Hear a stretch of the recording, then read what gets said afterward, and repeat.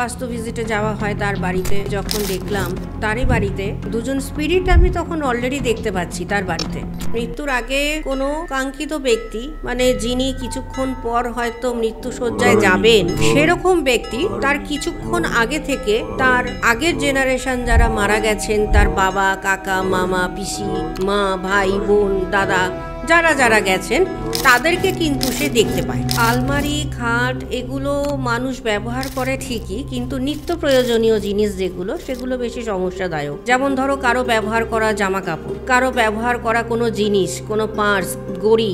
এই যে অপমৃত্যু হয়, এটা কি বোঝা যায় যে এইভাবে মৃত্যু হতে পারে, জলে ডুবে বা আগুনে পুড়ে? হ্যাঁ, ওই গ্রহ দেখে আমি বুঝবো। যেমন বললাম, ধরো অষ্টমে চন্দ্র বসে আছে রাহুর সাথে, সেক্ষেত্রে ওটা গ্রহণ দোষ হয়ে গেল, চন্দ্র একটা পাপ গ্রহে পরিণত হয়েছে। কিন্তু প্রতিক্রিয়া করবার সময় কিন্তু কর্ণপিশাচিনীকে কিন্তু কোনোভাবেই স্পর্শ করা যাবে না। আবার প্রতিক্রিয়ার সময় যদি কর্ণপিশাচিনী যদি কখনো সেটাকে না করে যে আমি করতে রাজি নই, সেক্ষেত্রে কিন্তু সাধকের প্রাণহানি। আপনারা তো আত্মা ধরেও রাখেন, কারণ আপনাদের কাজ করতে হয় অন্য কারোর ক্ষেত্রে, তো এই আত্মারা কি চায় আপনাদের কাছ থেকে?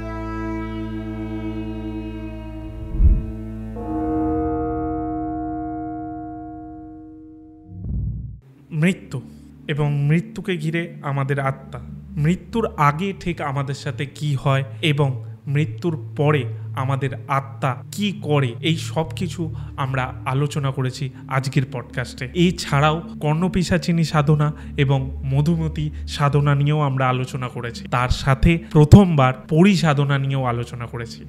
আজকে আমাদের সাথে আছে মনসা কন্যা প্রিয়াঙ্কা আচার্য। প্রিয়াঙ্কাদির সাথে আজকে এই সব কিছু নিয়ে আলোচনা করেছি একদম গ্রাউন্ড লেভেল থেকে। আশা করছি আজকের পডকাস্টটি আপনাদের ভালো লাগবে। চলুন আজকের পডকাস্টটি শুরু করা যাক।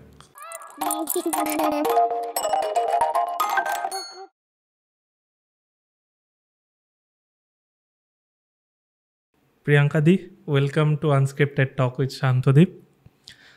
অনেক দিন পর আপনার সাথে দেখা হচ্ছে। কেমন আছেন এখন? চলে যাচ্ছে ভাই। কেমন চললো আফটার, মানে আমাদের যে পডকাস্টটা বেরোলো লাস্ট, তারপর? এখন যা দেখছি মোটামুটি ভূত তাড়াতে তাড়াতে সময় চলে যাচ্ছে। সকাল থেকে রাত অবধি ভূতই তাড়াচ্ছি। মানে আগে হয়তো ভূতের মানে এতটাও আসতো না ভূত তাড়ানোর ক্ষেত্রে বিষয়গুলো। কথা বলতে জানো তো, আগে অনেক রকমের কাজ করতাম, আমাদের যা যা তান্ত্রিক কর্ম আছে সেগুলো হতো। এখন দেখছি ভূত তাড়ানোর এতে আমার তান্ত্রিক কর্ম, নিজস্ব যা কর্ম, সেগুলো প্রায় বন্ধের দিকে। এখন চেম্বারে আমার সকাল থেকে রাত অবধি একটাই, নেগেটিভ রিমুভ আর স্পিরিট রিমুভ। মানে ভাবলে মানে অবাক লাগে, এখনকার দিনে আমরা মানে যারা নাকি সাধারণ মানুষ, তাদের বোঝার কোনো উপায় নেই যে এত মানুষের সমস্যা। মানে চেম্বারে বসে নেগেটিভ রিমুভ আর স্পিরিট রিমুভ ছাড়া অন্য কোনো কাজ এখন দেখছি নেই। মানে শুধু তাই, আর শুধু চারিদিকে হচ্ছে গিয়ে কে কাকে ব্ল্যাক ম্যাজিক করেছে এগুলোকে রিমুভ করো, কার বাড়িতে ছুটতে হচ্ছে সে চালান করে স্পিরিট করছে। আবার এখন আরেকটা যেটা নাকি দেখা যাচ্ছে, যে স্পিরিটকেও আবার আটকে রাখা হয়, যেহেতু স্পিরিটকে আটকে রেখে তাদের দ্বারা কাজ করানো হচ্ছে সেই বাড়িতে পাঠিয়ে। আবার আবার মানে এমনও আছে, ধরো আমার বাড়িতে হয়তো কেউ কোনো আমার ঠাকুমা বা ঠাকুরদা বা কাকা বা কাকু বা মামা বা মামি বা মাসি, হয়তো কোনো রিলেটিভস মারা গেল, তাদের স্পিরিটকে কাজে লাগানো হচ্ছে। মানে আমার উল্টো দিকের যে শত্রুপক্ষ থাকছে, তারা আবার এইরকমভাবে আমাদেরই পরিবারের লোক দিয়ে তখন স্পিরিট আটকিয়ে রেখে সেটাকে কাজে লাগাচ্ছে। মানে মানুষের এখন নানান রকম সমস্যা এগুলো, মানে দেখলে পরে বোঝা যায় যে কত রকম ভ্যারাইটি আছে। এই তো রিসেন্ট আমি কিছুদিন আগে বরানগরের দিকে গেছিলাম দুটি বাড়িতে। এখানেই তার মানে? হ্যাঁ হ্যাঁ, বরানগর এইখানেই দুটি বাড়িতে গেছিলাম। একজনের বাড়িতে বলল যে যখন নাকি আমার চেম্বারে এসছিল না, তো যে আর কি এফেক্টেড তাকে নিয়ে আসা হয়নি, তার পরিবারের লোকেরা এসছিল। সে আবার তার স্টুল দিয়ে কাঠের টুকরো বেরোচ্ছিল, আচ্ছা, আবার রক্ত বমি হচ্ছিল, মানে এই রকম। অত্যন্ত তার শরীর খারাপ ছিল। তো বাস্তু ভিজিটে যাওয়া হয় তার বাড়িতে। বাস্তু ভিজিটে গিয়ে যখন দেখলাম তারই বাড়িতে দুজন স্পিরিট আমি তখন অলরেডি দেখতে পাচ্ছি তার বাড়িতে। তো আমি যখন নাকি গেছি, আমি যখন জিজ্ঞাসা করছি যে আমি দুজন স্পিরিটকে কিন্তু অলরেডি দেখতে পাচ্ছি এই বাড়িতে, তারা কে কে আছে।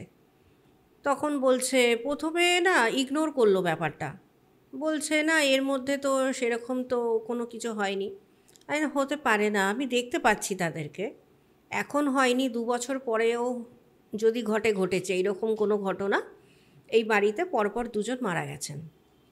তখন বলাতে একজন বলল যে হ্যাঁ আমার শ্বশুরমশাই মারা গেছেন, আর শ্বশুরমশাই মারা গেছেন তার ঠিক কদিন আগে আমার দিদি শাশুড়ি মারা গেছেন, মানে ঠিক 9 দিনের ব্যবধানে।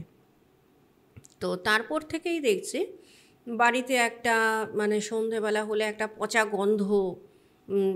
পচা গন্ধ আসছে, ঘুমিয়ে পড়ছে রাত্রিবেলায় 3টের পর থেকে, বলছে কেউ নাকি পা ধরে টানছে। তারপরে শুধু মৃত মানুষ দেখতে পাচ্ছে ঘুমের মধ্যে, চারিদিকে মৃত মানুষ, তারা নাকি একা, মানে বিভিন্ন রকমের সমস্যা তারা ভুগছিল অনেক দিন ধরে। 2 বছর ধরে এখানে অনেক জায়গায় গেছে, অনেক ব্রাহ্মণ দিয়ে পুজো আশ্রাও করিয়েছে বাড়িতে, শান্তি সংস্থান করিয়েছে বাড়িতে, কিন্তু তারপরেও কিন্তু কোনো রকম সেখানে রেজাল্ট তারা পায়নি। তারপরে রেফারেন্স নিতে নিতে নিতে নিতে আমার চেম্বারে গিয়ে যখন পৌঁছলো, তার কিছুদিন মধ্যেই তো আমি তার বাস্তু ভিজিটে গিয়ে দেখছি এরকম ব্যাপার। অথচ এতদিন ধরে তারা এমনি বাড়িতে শান্তি সংস্থান করিয়ে গেছে, বিভিন্ন পূজা পাঠ করিয়ে গেছে, কিন্তু মেন যে সমস্যা সেটার দিকে কেউ খেয়াল করেনি। ওই স্পিরিটের যে ব্যাপারটা ছিল, এই ধরো যে একটা পচা গন্ধ বেরোচ্ছে, তো পচা গন্ধ বেরোচ্ছে হঠাৎ হঠাৎ করে একটা স্বাভাবিক বাড়িতে পচা গন্ধ কেন বেরোবে? বলছে একটা পচা, রাত্রিবেলা 3টের পর থেকে বলছে পা ধরে টানছে, মানে ঘুমের মধ্যে বলছে আমার পাটা ধরে টানছে। তো এইরকম ঘটনা কেন হবে? একটা সাধারণ বাড়িতে তো এরকম হবার কথা না। তারপর বলছে যে ঘুম থেকে উঠছি শনি মঙ্গলবার করে, পিঠের মধ্যে বিশাল বড় বড় টানা আঁচড়ের দাগ। তো এইগুলো তো সাধারণের মধ্যে পড়ছে না, এগুলো পুজো পাঠ শান্তি সংস্থান করে কি হবে?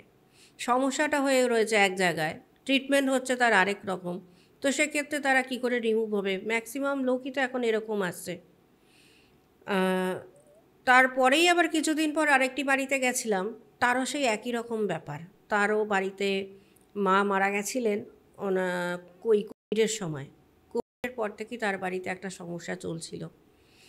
আর নিজের চোখে দেখা সেই বাড়িতে হোম করতে বসে আমি প্রথমে আগে দেখি যে কোন জায়গায় সে রয়েছে এখন, যার জন্য আর কি আমার যাওয়া। যখন নাকি আমি হাতে একটা রুমাল নিয়ে, লেবু নিয়ে, যেমন আমার প্রসেস আছে তাকে ডাকার, সেরকম যখন ডাকতে ডাকতে ডাকতে তার ফটোর কাছে গিয়ে পৌঁছালাম, অটোমেটিক সেই ফটোর মধ্যে ওনার গুরুদেবের মালা পরা ছিল, যিনি মারা গেছেন তার গুরুদেবের মালা। তো ওই মালাটা অটোমেটিক না আমার হাতের সাথে সাথে মালাটা কিন্তু দুলছে। তো কিছুক্ষণ পর যখন নাকি ওনাদেরকে ডাকলাম, তারা দেখছে যে চোখের সামনে যে সে যে এখন প্রেজেন্ট আছে, এতদিন তারা বুঝতে পারছিল না, মানে চোখের সামনে সেটা দেখানো যে স্পিরিট এখানে আছে। তো এই যে ফিলিংসগুলো কি হয় না, মানে যদি আমি না বুঝতে পারি যে স্পিরিট এখানে প্রেজেন্ট আছে, তাহলে কিন্তু সেখান থেকে তাদেরকে সমস্যা থেকে বার করে আনাটা খুব মুশকিলের। আর যদি আমি বুঝতে পারি যে হ্যাঁ এখানে তো স্পিরিট আছে, তাহলে আমার জন্য জিনিসটা খুব ইজি। কারণ স্পিরিট যখন থাকবে আমি নো ডাউট তার সাথে কথা বলবো, আমি জানতে চেষ্টা করব কেন এমনটা হচ্ছে, কেন তারা এমনটা করছে। কারণ মানুষ মানে মৃত্যুর আগে আর মৃত্যুর পরে অনেক তফাৎ থাকে। আমাদের সাধারণ মানুষরা সেটা বুঝতে পারে না। কি করে অনেক বাড়িতেই, কেন ম্যাক্সিমাম বাড়িতে দেখেছি যে বাড়িতে হয়তো কেউ যখন নাকি গত হচ্ছেন, তাদের ফটো রেখে তাদের সামনে খাবার দেওয়া রেগুলার, তারা কি কি খেতে পছন্দ করতেন সেইগুলো রেঁধে তাদের সামনে পরিবেশন করে দেওয়া, জল মিষ্টি দেওয়া, তাদেরকে আঁকড়ে ধরা, মনে মনে ভাবছে না আমার মা আছেন, আমার বাবা আছেন, আমার দিদা আছেন, আমার দাদু আছেন, এই যে মনে মনে কল্পনা করছি ফটোর সামনে, এতে কি হয় না, যখন নাকি কোনো মানুষের যখন মৃত্যু ঘটে যায় সেক্ষেত্রে কি হয় না, অনেক রকম তারা দোষ পায়। ত্রিপাদ দোষ পায়, দ্বিপাদ দোষ পায়, চতুর্পাদ দোষ পায়, এরকম নানান রকম কিন্তু মৃত্যুর সময় সেই দিনকার পঞ্জিকাতে দেখা যায় যে দোষ দ্বারা দোষপ্রাপ্ত হয়েছে। এইবার সেইটাকে যদি না খণ্ডন করা হয় তাহলে কিন্তু দেখা গেছে সেই সমস্ত বাড়িতে সেই যে স্পিরিট তারা কিন্তু আজও পর্যন্ত প্রেজেন্ট রয়েছে। সেটা কি অপমৃত্যু ছাড়া নর্মাল মৃত্যুর হ্যাঁ, মৃত্যুর ক্ষেত্রে? অপমৃত্যুর ক্ষেত্রেও ওটা এরকম তো দেখা হচ্ছেই, গেছে। ওটা তো হচ্ছেই, ওটা তো হচ্ছেই, কিন্তু ন্যাচারাল ডেথেও কিন্তু তাই হচ্ছে।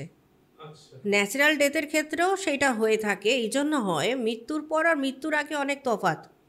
মৃত্যুর আগে কি হচ্ছে, মৃত্যুর আগে কোনো কাঙ্ক্ষিত ব্যক্তি, মানে যিনি কিছুক্ষণ পর হয়তো মৃত্যুশয্যায় যাবেন, সেরকম ব্যক্তি তার কিছুক্ষণ আগে থেকে তার আগের জেনারেশন যারা মারা গেছেন, তার বাবা, কাকা, মামা, পিসি, মা, ভাই, বোন, দাদা, যারা যারা গেছেন তাদেরকে কিন্তু সে দেখতে পায়। আবার অনেক সময় সেখানে দেখা যায় যে তারা কোনো কারণে হয়তো আয়নায় গিয়ে নিজের মুখ দেখছে। আয়নায় গিয়ে মুখ দেখার সময় তার পুরো বডিটা দেখতে পাচ্ছে কিন্তু তার মাথাটা দেখতে পাচ্ছে না, কাটা মুন্ডু। তো ওইটাও কিন্তু মানে একটা মানে সংকেত যে কিছুদিনের মধ্যে তিনি গত হবেন। আবার কিছু কিছু ক্ষেত্রে দেখা গেছে কোনো পেশেন্টের জিভটা কালো হয়ে গেছে, শক্ত হয়ে, আর চোখ মুখগুলো আস্তে আস্তে লাল বর্ণ হচ্ছে। তখনও কিন্তু বুঝে নিতে হবে যে দরজার সামনে কিন্তু তাকে মৃত্যু কিন্তু নক করছে। আবার এমনও দেখা গেছে কিছু কিছু ক্ষেত্রে যে ভীষণভাবে নিজের গা দিয়েই খুব পচা গন্ধ বেরোচ্ছে, আর কানটা ক্রমশ বেঁকে যাচ্ছে, আস্তে আস্তে কানের লতিটা আস্তে আস্তে বেঁকে মোল্ড হয়ে যাবে। তখনও বুঝতে হবে যে তিনি কিছুদিনের মধ্যে গত হবেন। এগুলো একটা সিমটম মৃত্যুর আগে কিন্তু দিয়ে থাকে। আবার অনেকের যেদিনকে মৃত্যু হচ্ছে তার কিছুক্ষণ আগে দেখেন যে কালো বস্ত্র পরা কোনো নারী বা পুরুষ তাদেরকে দক্ষিণ দিকে হরহরিয়ে টানতে টানতে জোর জবস্তি নিয়ে যাচ্ছে, যেটা গরুড় পুরাণে লেখা আছে। হ্যাঁ, যেটা গরুড় পুরাণে আছে। তো এই জিনিসগুলো কিন্তু হবেই, মানে হয়ে থাকে এইগুলো মৃত্যুর আগে। মানে এটা যেটা টানতে টানতে নিয়ে যাচ্ছে যেটা বললেন, সেটা সে হ্যালুসিনেট করছে আর কি, যে তাকে হ্যাঁ, টানতে টানতে, কারণ টানতে বাড়ির লোক তো টানতে কেউ নিয়ে দেখতে পাবে না যাচ্ছে। স্বাভাবিক, না, সে হ্যালুসিনেট করছে যে তাকে টানতে হ্যাঁ টানতে। হ্যাঁ, তাকে নিয়ে যাওয়া হচ্ছে। এই যে জিনিসগুলো, এগুলো তো সিমটম তার মৃত্যুর আগে কি কি হতে পারে। এইবার মৃত্যুর পর কি হয়, মানুষ যখন মারা যাচ্ছে ঠিক তার 1 ঘন্টা পর থেকে, 1 ঘন্টা পর কিন্তু আত্মা বুঝতে পারে যে সে আর তার বডিতে নেই, সেই শরীরটা সে অলরেডি ত্যাগ করেছে। যখন নাকি আত্মা তার শরীর থেকে নিজে মানে বিচ্ছিন্ন হচ্ছে তখন কিন্তু সে বুঝতে পারে না। ঠিক তার 1 ঘন্টা পর থেকে সে যখন চিরাচরিতভাবে তার পরিবারকে কিছু বলতে চায়, কিছু দেখাতে চায়, পরিবারের লোকরা না তাকে দেখতে পারে না তার কথা শুনতে পায়, তখন সে চিন্তা করে মনে মনে কী ব্যাপার, আমি এটা বোঝাতে চাইছি অথচ আমার কথাটা এরা কেন শুনছে না বা কেন বুঝতে চাইছে না, এই প্রশ্নটা প্রথমে আসে। তারপরে দেখে যে আমার শরীরটা ওখানে, আমি কি করে এত দূর চলে আসলাম, কারণ বডি থেকে হালকা হয়ে যায় আত্মা যখন ওখান থেকে, তখনও মনে করে যে আমার শরীরটা তো নিচে পড়ে আছে, আমি কি করে বিচ্ছিন্ন হয়ে ওপরে চলে আসলাম উঠে, হালকা হয়ে যায় আত্মাটা। তো এইগুলো হচ্ছে মৃত্যুর পরে এই জিনিসগুলো কিন্তু আত্মার ক্ষেত্রে কিন্তু তৈরি হয় একটা, যেটাকে বলা হয় সংশয়বোধ।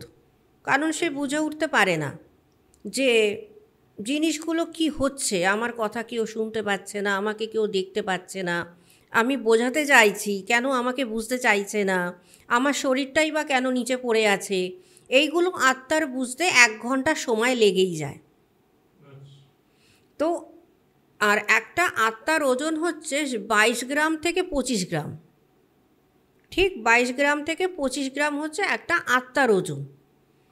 যখন নাকি অনেক সময় দেখা যায় নার্সিংহোমে যদি কখনো বডি যদি ওয়েট করা হয় মৃত্যুর আগে একরকম, আর ঠিক মৃত্যুর পর কিন্তু 22 থেকে 25 গ্রাম হলেও কিন্তু তার শরীরটা কিন্তু হালকা হয়ে যাবে। তখন ওই যে হালকা হয়ে গেল মানে তার আত্মাটা তার শরীর থেকে বেরিয়ে গেছে, বিচ্ছিন্ন হয়ে গেছে। এটা হচ্ছে আত্মার ওজন। তো যখন নাকি সে বেরিয়ে যাচ্ছে তখন ভীষণভাবে দুঃখ প্রকাশ করে। আগে জীবনে সে কি করেছে, কার সাথে কি করেছে, কি ঘটেছিল, সেগুলো কিন্তু ও কিন্তু সবার অলক্ষ্যে কিন্তু ওগুলো কিন্তু মনে করতে থাকে একের পর এক যে আমি কি করেছিলাম, কেনই বা আমার মৃত্যু হলো, কেনই বা আমাকে আমার শরীরটা ছাড়তে হলো। এইবার সেক্ষেত্রে দেখা যায় কিছু কিছু আত্মার কিছু কার্য সম্পন্ন হয় না, বা ওনার মনের যে আকাঙ্ক্ষা ছিল যে মৃত্যুর আগে আমি একটি ফ্ল্যাট কিনবো, বা মৃত্যুর আগে অমুক জায়গায় আমি একটা ইনভেস্টমেন্ট করব, বা মৃত্যুর আগে আমি আমার ছেলেকে বিয়ে দেবো বা মেয়েকে বিয়ে দেবো, বা আমার ছেলের একটা চাকরি দেখে যাব, বা বাড়িতে নতুন জেনারেশানের কোনো বিয়ে হয়েছে তার আগামী দিনের যে জেনারেশান সেটা আমি নিজের চোখে দেখে যাব। এগুলো মৃত্যুর আগে অনেকের অনেক রকম মানে আকাঙ্ক্ষা থাকে। আর কিছু কিছু আত্মা সেই মায়ার জগৎ থেকে বেরিয়ে আসতে পারে না। ওই যখন যে মায়ার জগৎ থেকে বেরোতে পারে না তারাই কিন্তু এই সমস্যাটা আস্তে আস্তে ক্রিয়েট করতে থাকে। কারণ তারা বোঝাতে চায়, ফিলিংস করাতে চায় যে আরে আমি তো এখনও আছি এই সংসারে, কিন্তু আমার থেকে তোমরা কেন কেউ কিছু জিজ্ঞাসা করছো না, বা আমার এই জিনিসটা রয়েছে এটা তো আমার, তোমরা কেন সেটা ব্যবহার করছো। এই যে তার যে মানে মনের যে দুঃখ সে যে প্রকাশ করতে চাইছে, অথচ তার পরিবারের লোক তো তাকে দেখতে পাচ্ছে না, শুনতে পাচ্ছে না, সে তো বুঝতে পারছে না, কিন্তু তারা তো ভয় পাচ্ছে। এবার সেক্ষেত্রে কী করণীয়? সেক্ষেত্রে তাহলে দেখতে হবে যে আত্মাকেই স্টাডি করতে হবে তার মৃত্যুর কারণ, আর সে কি চাইছে, কি করলে সে খুশি হবেন, আর মৃত্যুর পর যে তার মধ্যে যে একটা ক্ষোভের উৎপত্তি হয়েছে এই ক্ষোভটা যাবেই বা কী করে, সেটা সম্পূর্ণ কিন্তু সে আত্মাই কিন্তু ডিসাইড করতে পারবে নিজের মুক্তির রাস্তা। আর আদারওয়াইজ যদি অনেক সময় দেখা যায় কিছু কিছু আত্মা থাকে যে মারা যাওয়ার পরে পর্যন্ত সেই ওইখানে যে আটকে আছে তার প্রপার্টি, তার জিনিস, তার পরিবার, এই যে মায়া জগৎ, সে কিছুতেই বেরোতে চায় না, সে তাদের মধ্যেই থাকতে চায়। তাদেরকেই তখন কি করতে হয়, ফোর্সফুলি তাদেরকে তখন বার করতে হয়। কারণ একজন প্রেত আর একজন মানুষ নিশ্চয়ই একসঙ্গে বসবাস করতে পারে না। প্রেতের জায়গা অন্য জায়গায়, মানুষের বাড়িতে কি করে সাধারণ মানুষের সাথে প্রেত কি করে সহাবস্থানে থাকবে একই সঙ্গে, সেটা তো সম্ভব না।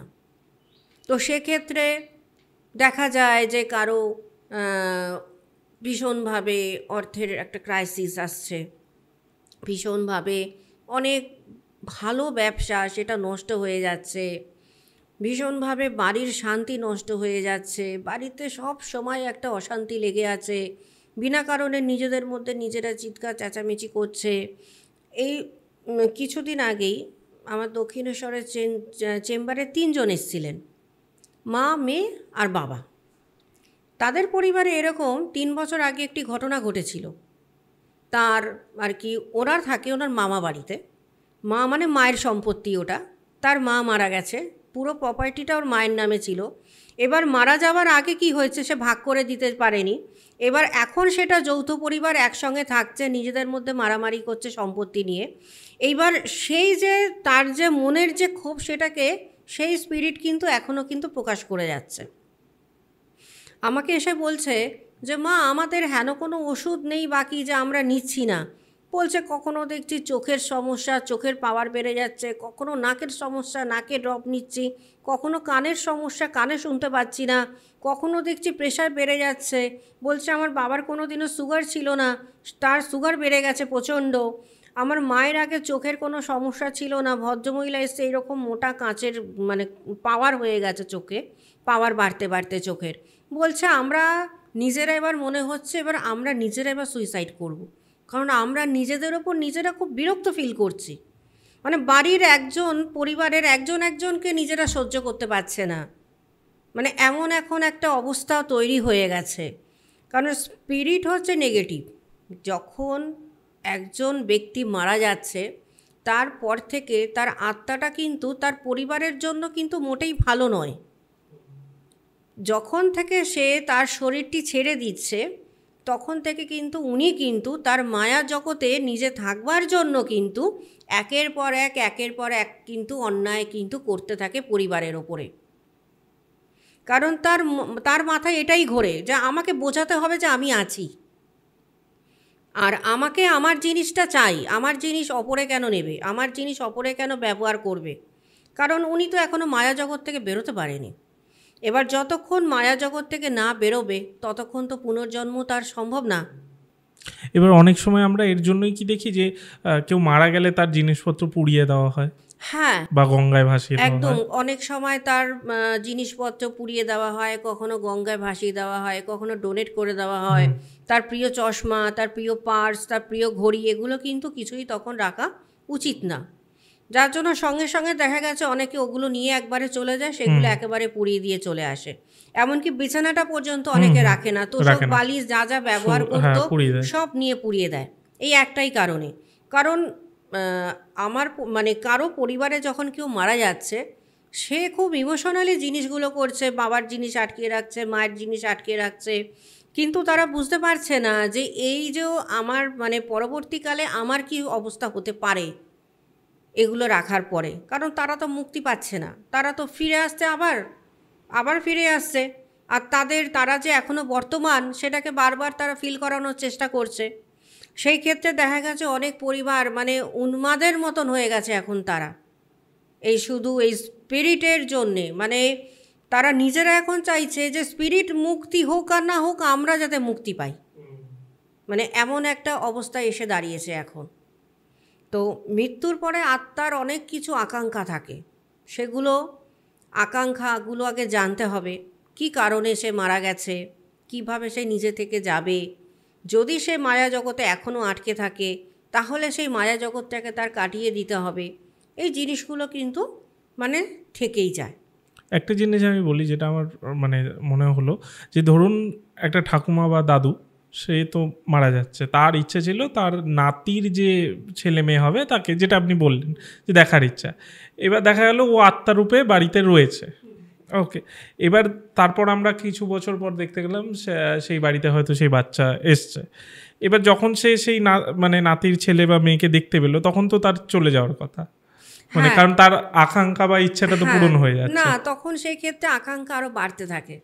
আচ্ছা, মানে সে তখন চেষ্টা করে তাদের সাথে থাকার, নাতির সাথে খেলবো, নাতির সঙ্গে করব, যেটা আমার মানে ইচ্ছা ছিল সেটাকে পূরণ করব। সেটা কিন্তু মুক্তি সহজে হয় না যতক্ষণ না তুমি মুক্তি দেবে তাকে। মানে তখন এটা হতে পারে উল্টে নাতির ক্ষতি হতে পারে, যেহেতু সে তো ক্ষতি করছে। কারণ সে তো অন্য জগতের, সে তো এই জগতের নয়। এবার অন্য জগতের যদি কেউ এই জগতে প্রবেশ করতে চায় অন্যতা, সেখানে তো সমস্যাই বাড়বে, সেখানে কি করে সমাধান হবে সেটা। আচ্ছা, দ্বিতীয় একটা প্রশ্ন আছে। এই যে জিনিসপত্র নিয়ে যখন বলছিলেন, এই কারণেই কি মানে যখন কেউ বলে পুরনো কারুর বাড়ির খাট, আলমারি বা কোনো আসবাবপত্র সেকেন্ড হ্যান্ড হোক কেনা উচিত না, মানে এটা কি মানে উচিত না উচিত, মানে নেওয়া কোনো সমস্যা হতে পারে? আলমারি, খাট এগুলো মানুষ ব্যবহার করে ঠিকই, কিন্তু নিত্য প্রয়োজনীয় জিনিস যেগুলো সেগুলো বেশি সমস্যাদায়ক।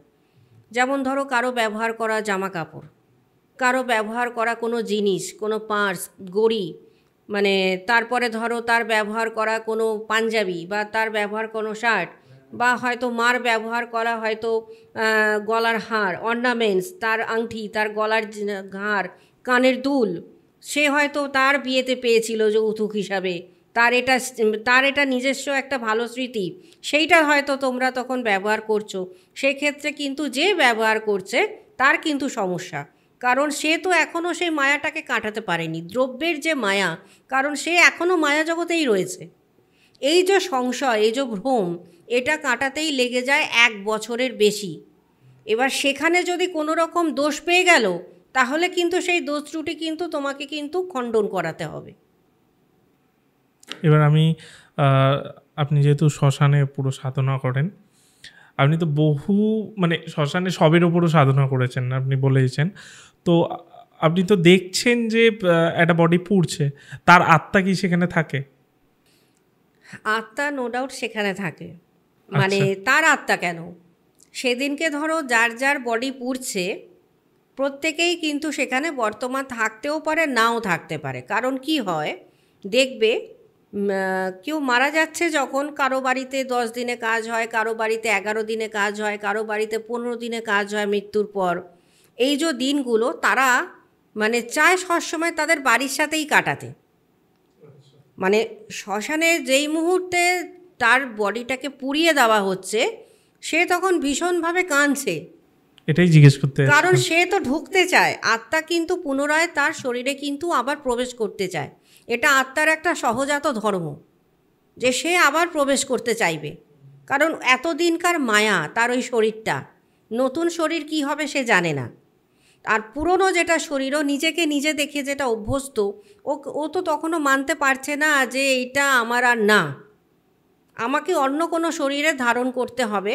কিন্তু সে তখনও মনে করছে যে এইটা আমার শরীর, সেখানে কেন আমাকে পুড়িয়ে দেওয়া হচ্ছে, তাহলে আমি ঢুকবো কোথায়? তখন তারা প্রচণ্ডভাবে ক্ষিপ্ত হয়ে যায়। অনেক ক্ষেত্রেই দেখা যায় ক্ষিপ্ত হয়ে যায়। দেখবে গুরুদাস অবস্থা এই জন্য বলে বাড়ির বাইরে একা বেরোবে না, সন্ধেবেলায় একা বেরোবে না। সেই ক্ষেত্রে অনেকবারই দেখা গেছে কোনো না কোনো অ্যাক্সিডেন্ট ঘটে গেছে, কারণ যে ব্যক্তি মারা যাচ্ছে সে তাকে নিতে চাইবে, সে মেনে নিতে পারছে না, পরিবারের লোক সে ছাড়া সে থাকবে না, সে কোথায় যাবে? মানে ধরো আমার বাড়ি থেকে আমাকে যদি কেউ বের করে দেবে, তো আমি তখন চিন্তা করবো যে আমার বাড়ি থেকে আমাকে বার করে দিচ্ছে, তাহলে আমি থাকবো কোথায়? তা আমি তখন জোর জবরদস্তি আমি আমার বাড়িতে ঢুকতে চাইবো। তো আত্মার সাথে শরীরের সেই একই সম্পর্ক, আত্মা সবসময় চাইবে যে আমি শরীরে প্রবেশ করি। আর যেই সময় তার বডি পুড়ছে ও কিন্তু ওইখানেই ঘুরঘুর করবে, আর প্রচণ্ড পরিমাণে সে তখন কান্না জুড়বে।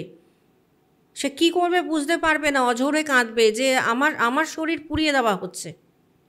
সে তখনও মেনে নিচ্ছে না যে আমি এখন নেই, ওটা আমার আগের শরীর ছিল, এখন আমার নতুন শরীর ধারণ করবার সময় চলে এসছে। সেটা চট করে কোনো আত্মাই সেটা কিন্তু বুঝতে চায় না। এবার ধরো যারা ধার্মিক প্রকৃতির, যারা মোক্ষ জানে, যারা পুরোটাই জানে যে আমি যখন জন্মগ্রহণ করেছি আমার মৃত্যু আসবে, আর মৃত্যু আসছে মানে আমার মৃত্যু না, এটা আমার পুনর্জন্মর জন্য আমি অপেক্ষা করছি, আমার আরেকটি কোনো ভালো জন্ম আসছে, আগের জন্মে যেই কাজগুলো আমি করে যেতে পারিনি আমাকে আগামী জন্মে সেটাকে করতে হবে, তাহলে আমার আবার কিন্তু এটা আমার নতুন করে জন্ম হচ্ছে। যেই আত্মারা এইগুলো বোঝে তাদেরকে নিয়ে কিন্তু কোনো সমস্যা হয় না। সেক্ষেত্রে অনেকেই দেখা গেছে যে গুরুদাস অবস্থাতেও অনেকে অফিস করছে আজকালকার দিনে, তাদের কোনো সমস্যাই হচ্ছে না, কারণ তাদের বাড়ি যে মারা গেছেন সে জানে যে আমাকে নতুন জন্মের জন্য যেতে হবে, এতদিনকার পুরনো শরীর আমি ত্যাগ করলাম, এই জীবনে আমি আমার কাজটা সম্পন্ন করতে পারিনি, এবার আমাকে আগামী জন্মে আবার আমাকে কিন্তু প্রস্তুতি নিতে হবে, ওই ওই জিনিসটাকে আমি কার্যটাকে সম্পূর্ণ করব। তো তখন কিন্তু ওই আত্মাকে নিয়ে কিন্তু কোনো রকম কিন্তু সমস্যা হয় না। বুঝতে পেরেছি। আত্মার কি শেষ আছে? না, আত্মার তো কখনো শেষ নেই। গীতাতে তো শ্রীকৃষ্ণ বলেছেন যে আত্মাকে তুমি অস্ত্র দিয়ে কাটতে পারবে না, আত্মাকে তুমি জল দিয়ে ভেজাতে পারবে না, আত্মাকে তুমি বাতাস দিয়ে শুষ্ক করতে পারবে না, আত্মাকে তুমি কোনো রকমভাবে অস্ত্র দ্বারা কাটা, আগুন দ্বারা তাকে পুড়িয়ে দেওয়া কখনো সম্ভব না আত্মাকে। যার জন্য আত্মা হচ্ছে অবিনশ্বর, আত্মার কিন্তু কোনোদিনও মৃত্যু নেই। মৃত্যু হচ্ছে তার দীর্ঘকাল দিনের ওই শরীরটি, যেটা পুরনো বস্ত্রের মতন ছেড়ে দিয়ে ও আবার নতুন বস্ত্রস্বরূপ কোনো নতুন দেহ ধারণ করতে যাচ্ছে। এবার আপনি তো অ্যাস্ট্রোলজিও করেন, তো অ্যাস্ট্রোলজির দিক দিয়ে বলি, কারোর অপমৃত্যু কি হাতে লেখা থাকে? অবশ্যই অপমৃত্যু তো সেটা তো মানে দেখে তো বোঝাই যাবে। দেখো, অপমৃত্যুর ক্ষেত্রে আমি যদি অ্যাস্ট্রোলজি ভাষায় বলি সেক্ষেত্রে মানে অনেক দূর বিস্তর এটা একটা আলোচনা। সেক্ষেত্রে তার লগ্নকে দেখতে হবে, তার দ্বিতীয় ঘরকে দেখতে হবে, তার অষ্টম ঘরকে দেখতে হবে, তার তার 12 নম্বর যে ভাব আছে তাকে দেখতে হবে। এবার কোন রাশিতে কোন ভাব আছে, তার সাথে কোন গ্রহ আছে, এগুলো আবার তার সাথেও দেখতে হবে তার অন্তর্দশা কী আছে, দশা অন্তর্দশা প্রত্যন্ত দশা কী চলছে, এগুলো অনেক কিছু একটা দেখার কিন্তু ব্যাপার থাকে। তবে অপমৃত্যু হলে তো সেটা তো নো ডাউট, সেটা তো আমার ছকেই চলে আসবে, জন্মছক সেটা থেকে কি দেখা প্রথম যাবে থেকেই চলে আসবে একদম। যে এর বেশি দিন নেই? না, সেটা আর সেটা কি তোমার বোঝা যায় যে কোন টাইমে হতে পারে? তার ওই যে দশা, অন্তর্দশা, প্রত্যন্ত দশা ক্যালকুলেশন করতে হবে তার লগ্নের সঙ্গে। কখন ওই ট্রানজিটটা হচ্ছে? হ্যাঁ, ওই ট্রানজিটটা মানে উনি কোন দশাতে জন্মেছিল, দশা, প্রত্যন্ত দশা, অন্তর্দশায় কখন উনি জন্মগ্রহণ করেছিল, সেই দিনের সেখান থেকে কাউন্ট হবে। এবার তার ওপর তার লগ্নকে দেখতে হবে, তার অষ্টম ঘরকে দেখতে হবে, অষ্টম ঘরের প্ল্যানেট কে আছে সেটা দেখতে হবে।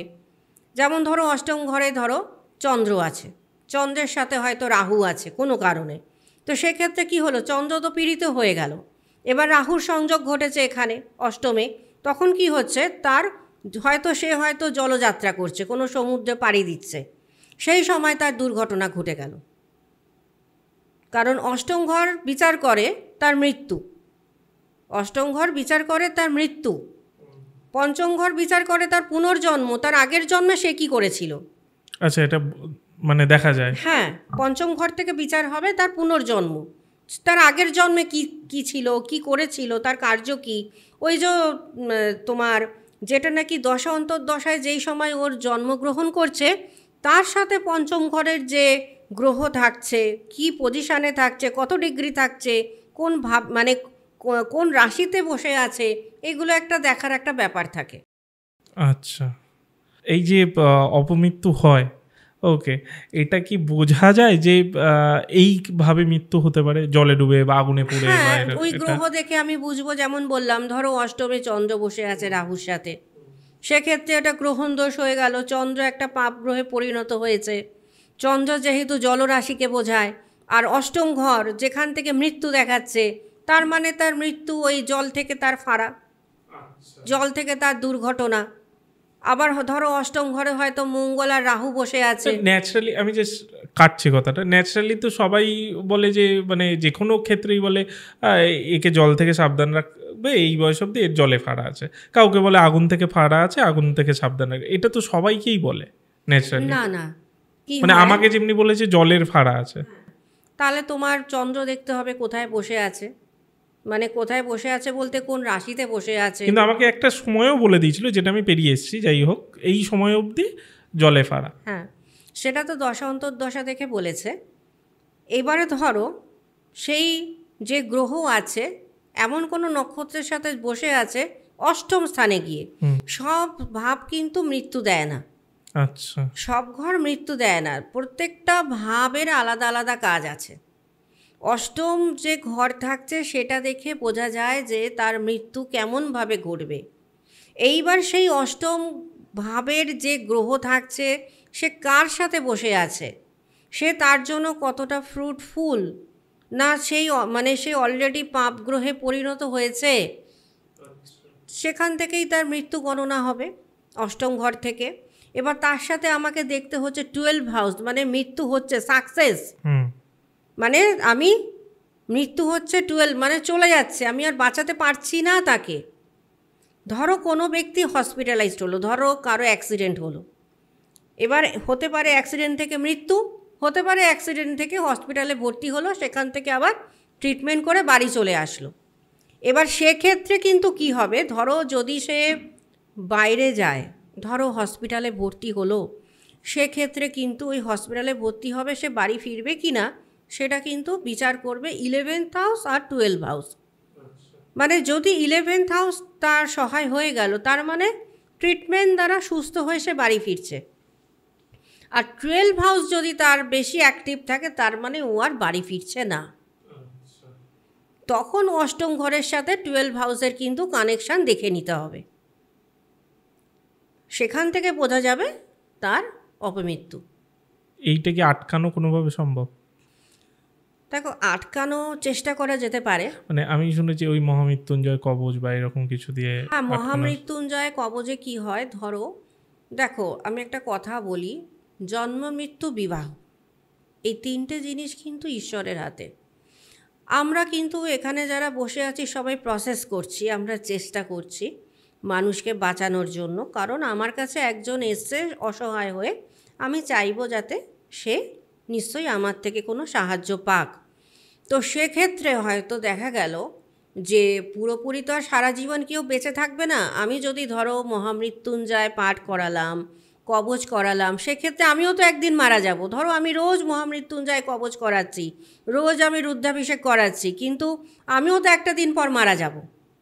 প্রত্যেকটা, এটা তো মৃত্যুলোক, যখন আমি এসেছি তখন যেতে হবে। স্বয়ং শ্রীকৃষ্ণকে যেতে হয়েছে, সেখানে আমি কোথাকারকে, আমাকেও সেখানে যেতে হবে।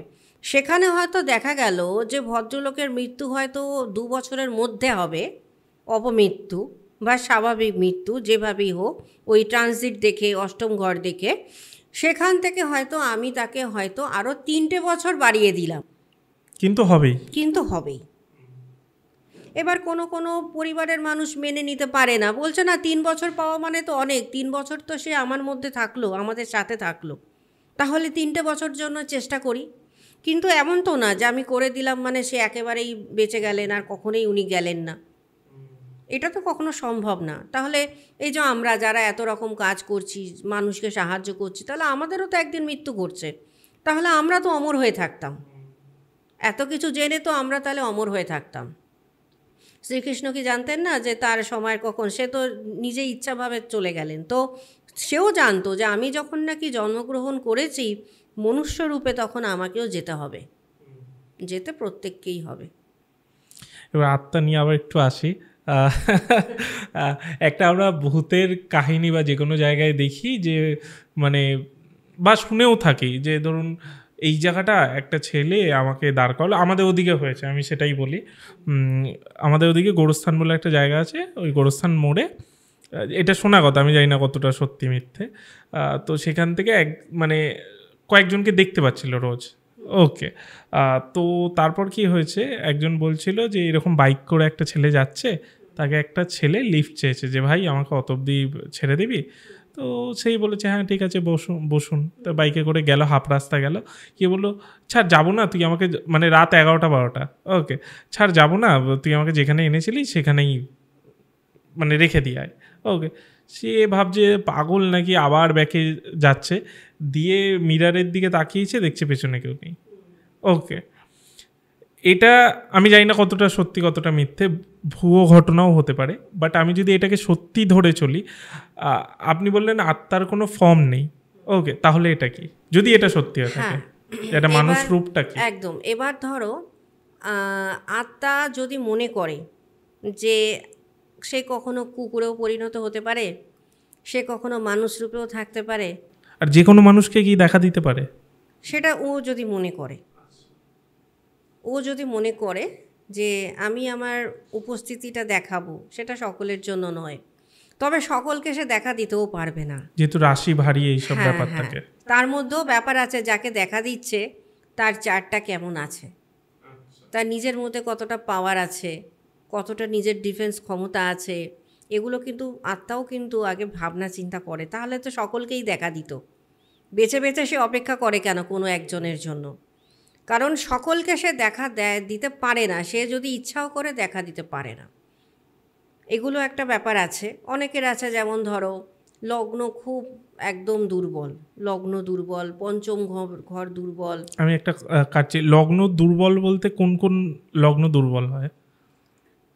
দেখো, লগ্ন দুর্বল বলতে পার্টিকুলার কোনো লগ্ন নেই যে খুব দুর্বল, আবার পার্টিকুলার কোনো লগ্ন হয় না খুব স্ট্রং।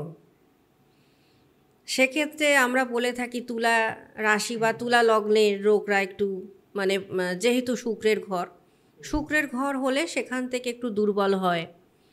আবার কর্কট রাশির ক্ষেত্রে যেহেতু চন্দ্রের ঘর, সেখান থেকে একটু দুর্বল হয়। কিন্তু আবার এমনও দেখা গেছে কোনো কোনো কর্কট রাশির লোক ভীষণ স্ট্রং, মানে তাদেরকে ভয় দেখানো তো দূরের কথা, তারা উল্টে ভয় দেখাচ্ছে। সেক্ষেত্রে আমি যদি বলি আমার নিজের কর্কট রাশি, তো আজকের দিনে দাঁড়িয়ে আমি স্পিরিট রিমুভ করছি, তো তাহলে সহজাতভাবে তাহলে আমার এটা করা মানে দরকার ছিল না, মানে আমি করতে পারতাম না। সেক্ষেত্রে কিন্তু আমি এটাই করছি আজকের দিনে দাঁড়িয়ে। কিন্তু আমার মানে সব থেকে বেশি যদি আমি কাজ করি তাহলে ভূত তাড়ানো, একদম বাংলা ভাষায় যেটাকে বলা হয়। তো আজকে তাহলে কর্কট রাশি মানে চন্দ্রের জাতক বা জাতিকা, তো সেই ক্ষেত্রে তাহলে কেন এমনটা হচ্ছে? তো এমন কোনো রাশি বা লগ্ন নেই স্ট্রং বা দুর্বল বলে। এক্ষেত্রে দেখা যায় গ্রহর কোথায় বসে আছে, সেই গ্রহ কোন নক্ষত্রে বসে আছে, এগুলো একটা বিশাল ব্যাপার। পঞ্চম ঘর দেখতে হবে তার কতটা স্ট্রং, কারণ যা কিছু করব তো মন থেকে, মনটাকে স্ট্রং হতে হবে। পঞ্চম যদি স্ট্রং থাকে সেক্ষেত্রে কিন্তু সে কখনো দুর্বল হতে পারবে না।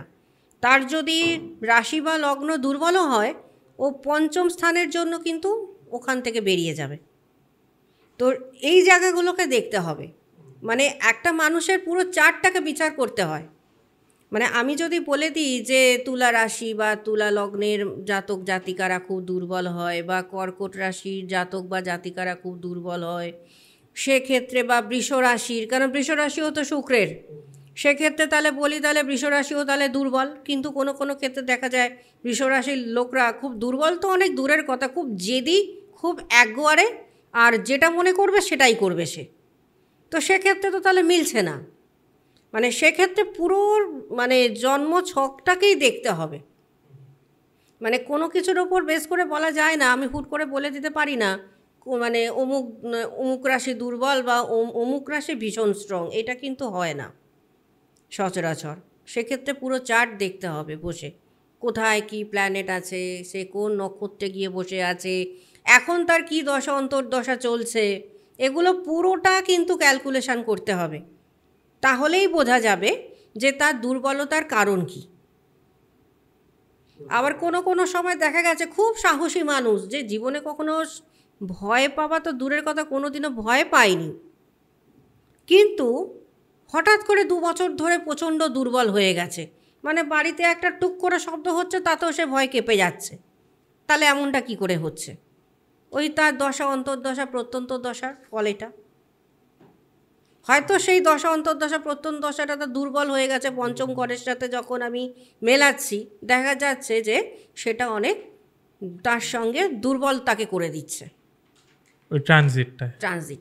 আচ্ছা, যেটা বলছিলেন ওই কথাটা কন্টিনিউ, যেটা আত্মার বিষয়টা, যে মানুষকে চাইলে দেখা দিতে পারে, সেটা ডিপেন্ড করছে যে তার রাশি বা ওই হালকা রাশি যেটা বলছিলেন তার ওপর। এবার আমি বলি, আপনারা তো আত্মা ধরেও রাখেন, হ্যাঁ, ওকে, কারণ আপনাদের কাজ করতে হয় অন্য কারোর ক্ষেত্রে। তো এই আত্মারা কি চায় আপনাদের কাছ থেকে? দেখো স্পিরিট অনেক কিছু চায়। স্পিরিট যখন আমি কাউকে মনে করলাম, কারো বাড়িতে কেউ মারা গেছেন, তাকে আটকে রাখা হচ্ছে, যদিও বা আমি এটা করি না। আচ্ছা, আবার হয়তো আসবে যে আপনি এই ধরনের বাজে কাজ করছেন, কিন্তু আমি কিন্তু এই ধরনের কোনো কাজ করি না স্পিরিট আটকে রাখার জন্য। আমার কাজ হচ্ছে মুক্তি দেওয়া। আমি যেই কাজগুলো করি মুক্তির কাজ। এবার আমি করছি না, কিন্তু কেউ তো করছে আমাদের মতনই কেউ না কেউ করছে বাজে কাজ। তো তারা কিভাবে করছে? তারা যখন স্পিরিট ধরে রাখছে, তাকে নিত্য খাবার দাবার দিচ্ছে। কি খাবার দাবার? এবার সেটা সেই বলবে। ও আচ্ছা, এবার যাকে আটকে রাখছে সেই বলবে, তার কোনো পছন্দের জিনিস সে নিজেই চেয়ে নেবে। আর এইটা তারাই করতে পারে যারা প্রেত সাধনাতে সিদ্ধ লাভ করেছে। আচ্ছা, এটা কিন্তু সবসময় যে কোনো সাধক করতে পারে না। যে প্রেত সাধনা করেছে সেই একমাত্র এটা করবার অধিকারী। কারণ মৃত্যুর পর তো আত্মা হচ্ছে প্রেত, তো প্রেত সাধনা যে করবে সে প্রেতকে কন্ট্রোলও করতে পারবে সেক্ষেত্রে।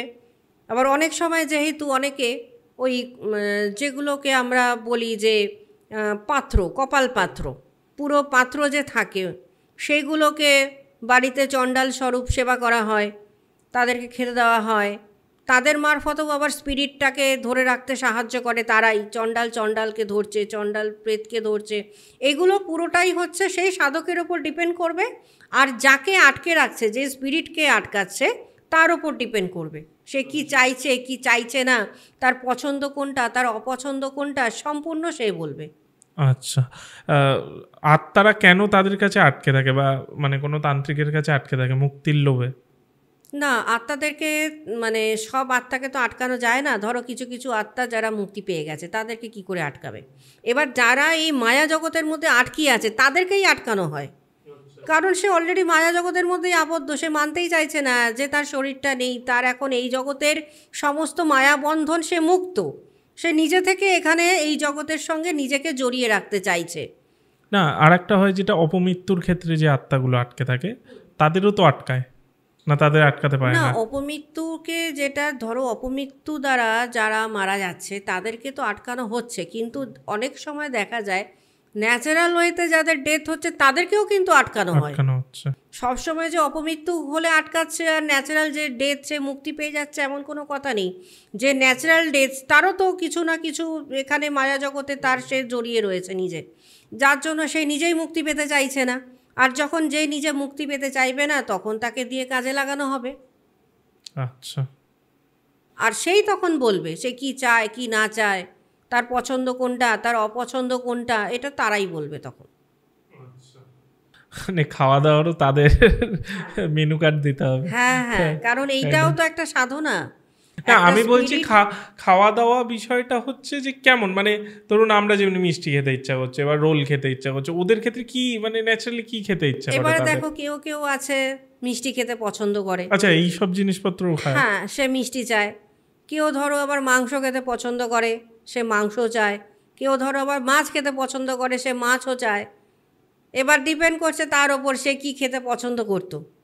মানে আপনি এরকম ভাবে দিয়ে যাচ্ছেন একটা প্লেটে মাংস, কিছুক্ষণ পরে এসে দেখছেন মাংসটা নেই। হ্যাঁ, তাকে আবার ওটাকে নিবেদন করার ব্যাপার আছে, তাকে ওটা দিয়ে রাখতে হয়। সেই আবার সে তাকে আবার প্রত্যেক দিন যাতে আমি আটকিয়ে রাখতে পারি আমার কাছে, তার আবার নিজস্ব কিছু মানে সিস্টেম আছে, মন্ত্র আছে, সেগুলোকে আবার পাঠ করতে লাগে সে যাতে ওই মায়া জগতের মধ্যেই আবদ্ধ হয়ে থাকে। আটকায় কিসে? মানে আমরা সিনেমায় দেখেছি বোতলে আটকায়, সেরকম বোতলে? না না না, এগুলো তো আর বোতলে আটকানো যায় না। জিন যেমন বোতলে আটকায়, কিন্তু আত্মা কিন্তু বোতলে আটকানো যায় না। নর্মালি ঘোরে? ওরা কিন্তু নর্মালি ঘোরে, এর সঙ্গে ঘুরবে, তুমি নিজেও বুঝতে পারবে না। যখন যার নিজে- দরকার হবে সে হ্যাঁ ইয়ে করে হ্যাঁ, নেবে। তার একটা নিজস্ব কোড আছে, আচ্ছা সেই কোডটা সেই বলে দেবে সাধনার পর, আচ্ছা যে অমুক একটা নামে আমাকে ডাকবে, আমি হাজির হয়ে যাব। আচ্ছা, বুঝতে সে পেরেছি। ওই সাধকই জানে যে তাকে আটকিয়ে রেখেছে, এটা কিন্তু বাইরের লোক জানবে না। আচ্ছা, আর যেটা হয় আর কি, যে কোনো সময় এরকম হয় যে সেই আত্মাই যাকে আটকে রেখেছে সেই সাধককে মেরে দিয়েছে বা অ্যাটাক করেছে, এরকম কিছু? সেটা হয়, কিন্তু সেটা খুব কম হয়। যখন কন্ট্রোল করতে পারে না তখন? না, সাধককে রোজ তার দেহ বন্ধনে রাখতে হয়। সাধকরা সবসময় নিজস্ব দেহ বন্ধনে থাকে, আসনে বসে বন্ধন করে, বাড়ি থেকে বেরোয় বন্ধন হয়ে, এমনকি ঘুম থেকে উঠে যখন বন্ধন করে, স্নান করে উঠে বন্ধন করে দেহ বন্ধন। যখনই দেখবে যে দেহ বন্ধন নেই তখনই তাকে কিন্তু একটা ধাক্কা দিয়ে দেবে। মানে তাদের সবসময় অ্যাক্টিভ থাকতে হয়? হ্যাঁ, সাধক হতে হবে সবসময় অ্যাক্টিভ, মানে তাহলে সমস্যা। ঘুমে জাগরণে মানে সব সময় কিন্তু সে নিজেকে বন্ধন করে রাখবে। কারণ হিসাব মতন দেখো, আমরা যারা প্রেত সাধনা করি, আমাদের বিছানাটা তো হচ্ছে সব থেকে বড় প্রেতাসন। আমরা যে রাত্রে ঘুমাই, আমাদের বিছানায় কিন্তু মন্ত্রপাঠ করে ঘুমাই, টোকা দিয়ে মন্ত্রপাঠ করি যে আমার প্রেত আসন, মানে ওটা আমাকে তখন সুরক্ষা দান করবে, ওই আসন পেরিয়ে আমার কাছে কেউ আসতে পারবে না। সেই সিস্টেম আছে যে আমি রাত্রেবেলা ঘুমানোর আগে আমার বিছানায় বসে ওই মন্ত্র করব, 3 বার টোকা দেব, করে আমি আমার যে বিছানা আছে সেটাকে আমি আগে আমার অস্ত্র হিসাবে কাজে লাগাবো। সেখানে কিন্তু কেউ আসতে পারবে না। এবার যদি আমি না নিজেকে বন্ধনে রাখি তখনই বিপদ। আচ্ছা, এবার প্রেত আত্মা এগুলো সব হলো, এবার যেটা আসি সেটা হচ্ছে যোগিনী। যোগিনী নিয়ে অনেক কিছু আমরা শুনেছি, ওকে, কিন্তু আপনার মুখ থেকে শুনতে চাইছি আসলে এই সাধনাটা কেমন আর কি হয়? দেখো, যোগিনী সাধনা অনেক বছরের, এখন যোগিনী সাধনা প্রায় দেখাই যায় না, লুপ্ত হয়ে গেছে। একটা সময়ে যোগিনী সাধনা ছিল না, সেটা আদিবাসী তন্ত্র, প্রকৃতিকে ঘিরে হতো। এখন যেমন এটা তন্ত্রের মধ্যে একসঙ্গে ইনক্লুড হয়ে গেছে যোগিনী। আর এখন আর যোগিনী মন্দির সেরকমভাবে দেখা যায় না। একটা সময় ছিল সাধকরা ভীষণভাবে যোগিনীদের তপস্যা করত। তো যোগিনী যদি আমি আসি, যোগিনী অষ্টমাতৃকার কথা যদি না বলি তাহলে যোগিনীর কথা বলা সম্ভব হবে না। অষ্টমাতৃকা মানে 8 জন আমাদের যোগিনী। ওই 8 জন যোগিনীর আবার 8 জন করে পরিচারিকা আছে। ওই পরিচারিকাকে ঘিরে হচ্ছে গিয়ে টোটাল 64 জন, টোটাল হচ্ছে গিয়ে 64 যোগিনী। এই 64 যোগিনীর সাধনা করা অত সম্ভব হয় না। তো 8 জন যোগিনীর সাধনা করাটা কিন্তু কর্তব্য, যদি সে যোগিনী সাধনাই করে। যোগিনীকে বলা হচ্ছে আমাদের মহামায়া আদিশক্তির অংশ। এই অংশ থেকে, মহামায়া থেকেই কিন্তু এই 8 জন যে অষ্টমাতৃকা বা অষ্টযোগিনীর উৎপত্তি হচ্ছে। তার মধ্যে ধরো যেমন 1300 শতাব্দীতে যোগিনীদের যে মন্দির সেগুলো আবিষ্কার হয়েছে। কয়েকটা আমাদের ভারতবর্ষে আছে জায়গা, এখনও সেগুলো দেখা যায় যোগিনী মন্দির। যেমন ধরো রয়েছে আমাদের মধ্যপ্রদেশে মিটাবালি বলে একটা গ্রাম আছে। সেই গ্রামে যে মন্দির আছে, খুব প্রাচীন মন্দির, যোগিনী মন্দির। একটা সময় আমাদের একজন ইংরেজ সেখানে গিয়ে ওই যোগিনী মন্দির দেখে খুব উদ্ভূত হয়েছিল। ওই যোগিনী মন্দিরের অনুকরণে কিন্তু আমাদের ভারতবর্ষে পার্লামেন্ট তৈরি হয়েছে আজকের দিনে। এই মিটাবালিতে যেই যোগিনী মন্দির আছে সেটা হচ্ছে একেন্তেশ্বরা শিব মন্দির বলে পরিচিত। ওই মন্দির আদলে কিন্তু আমাদের পার্লামেন্ট তৈরি করা হয়েছে। তখনকার দিনের যে ইংরেজ আর্কিটেক্ট ছিল উনি ওখানে দেখে এতটাই অভিভূত হয়েছিল যে একদম ওই আদলেই আমাদের পার্লামেন্টকে বানানো হয়েছে। তারপরে আরেকটি জায়গা আছে মধ্যপ্রদেশের জব্বলপুরে, সেটা হচ্ছে শ্রী গৌরীশঙ্কর যোগিনী মন্দির নামে পরিচিত। আরেকটি আছে হলে গিয়ে তোমার উড়িষ্যাতে যেটা আছে হীরাপুরে আছে। উড়িষ্যার হীরাপুরে হচ্ছে সব থেকে ছোটো, মানে 64 যোগিনীদের মধ্যে সব থেকে ছোটো মন্দির। উড়িষ্যার রানীপুরে আছে, যেটাকে বলা হয় সোমতীর্থ, এখনও কিন্তু ওটা সোমতীর্থ নামে বিখ্যাত সেই মন্দির। উড়িষ্যার আরেকটি জায়গা আছে যেটা এখনও কিন্তু সেই যোগিনী সাধনা করতে দেখা যায়। মানে এতগুলো জায়গার থেকে একমাত্র উড়িষ্যাতে ময়ূরভঞ্জ বলে একটি গ্রাম আছে যেটা এখনও বর্তমান। এই গ্রামের মহিলারা ভয়ঙ্করভাবে যোগিনী সাধনা করে আজ পর্যন্ত। যোগিনী সাধনা হচ্ছে গিয়ে ওরা করে না, মানে প্রকৃতিকে ঘিরে আদিবাসী তারা কি করে, রাত্রিবেলায় তাদের স্বামীদেরকে ঘুম পাড়িয়ে দেয়।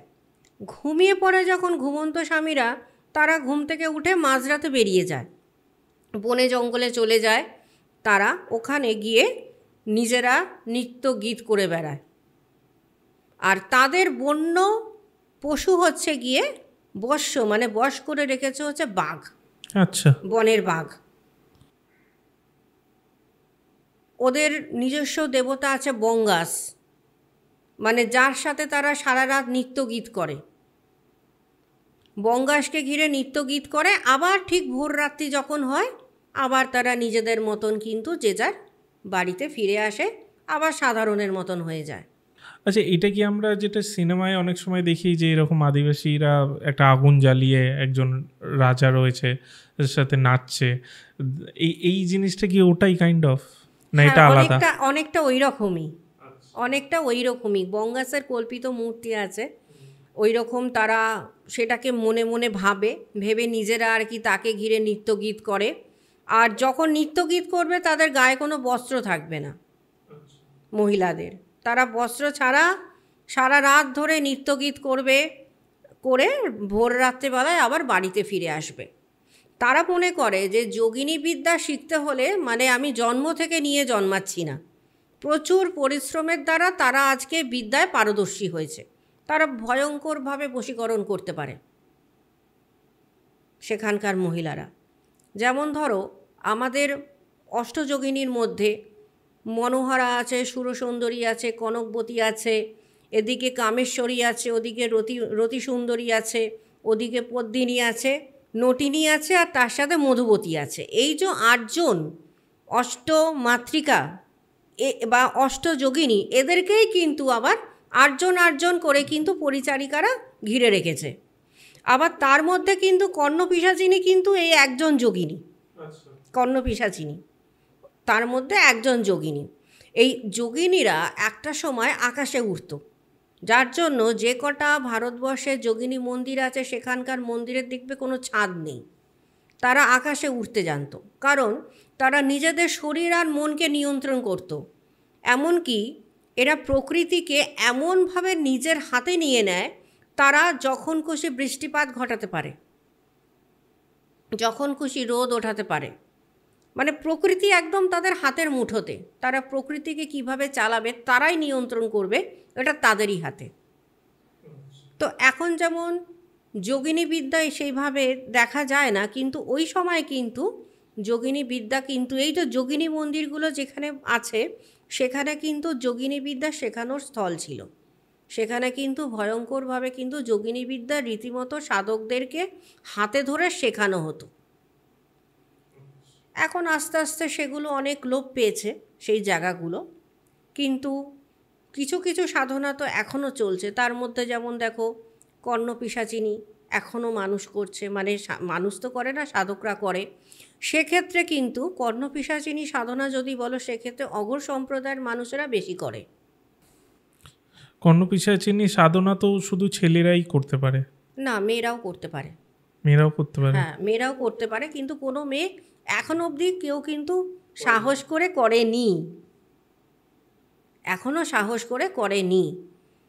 বেশিরভাগটাই ছেলেরাই করে এখন অবধি, ছেলে সাধকরাই কিন্তু কর্ণপিশাচিনী করে এসছে। কারণ কর্ণপিশাচিনী সাধনা করলে যেটা হয়, মানে সাধকের নিজের স্ত্রী থাকবে না। ওই কর্ণপিশাচিনী হচ্ছে নিজের ভার্যা, উনিই হচ্ছে তার স্ত্রী, তার সহধর্মিনী। অন্য কোনো মহিলা, অন্য কোনো নারী, অন্য কোনো শক্তি কিন্তু সেই সাধকের সাথে কিন্তু থাকতে পারবে না, এমনকি মনেও সাধক কোনো রকমভাবে চিন্তা করতে পারবে না। এই কর্ণপিশাচিনী যদি বলি, এই যোগিনী সাধনার কিছু নিয়ম আছে।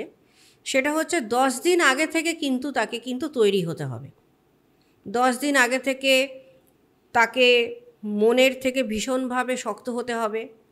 10 দিন আগে থেকে কিন্তু তাকে কালী সাধন করতে হবে, কালী সাধনা করে, কালী যন্ত্রম করে, সেই যন্ত্রম কিন্তু ধারণ করে রাখতে হবে নিজের সেফটির জন্য। নতুবা যদি কেউ আগে থেকে ডিরেক্ট বসে পড়লো এই যোগিনী সাধনাতে কর্ণপিশাচিনীর, সেক্ষেত্রে কিন্তু তার প্রাণহানি পর্যন্ত ঘটতে পারে একটু যদি ভুল হয়ে যায়। 10 দিন আগে থেকে তাকে কিন্তু সেরকমভাবে ব্রহ্মচর্য পালন করতে হবে। 10 দিন আগে থেকে কিন্তু তার স্নান করা বন্ধ করতে হবে। 10 দিন আগে থেকে যতটা সম্ভব নিজেকে নোংরা করে রাখা, নিজেকে অপরিষ্কার করে রাখা, সেটাকে করতে হবে। তারপরে 10 দিন পর থেকে সাধক এমন কোনো একটা স্থল পছন্দ করবে যেটা নিরিবিলি, যদিও সেটা কিন্তু হতে হবে যেখানে ভগবানেদের সচরাচর যাতায়াত হয়। হ্যাঁ, সেই স্থল কিন্তু সাধককে পছন্দ করতে হবে।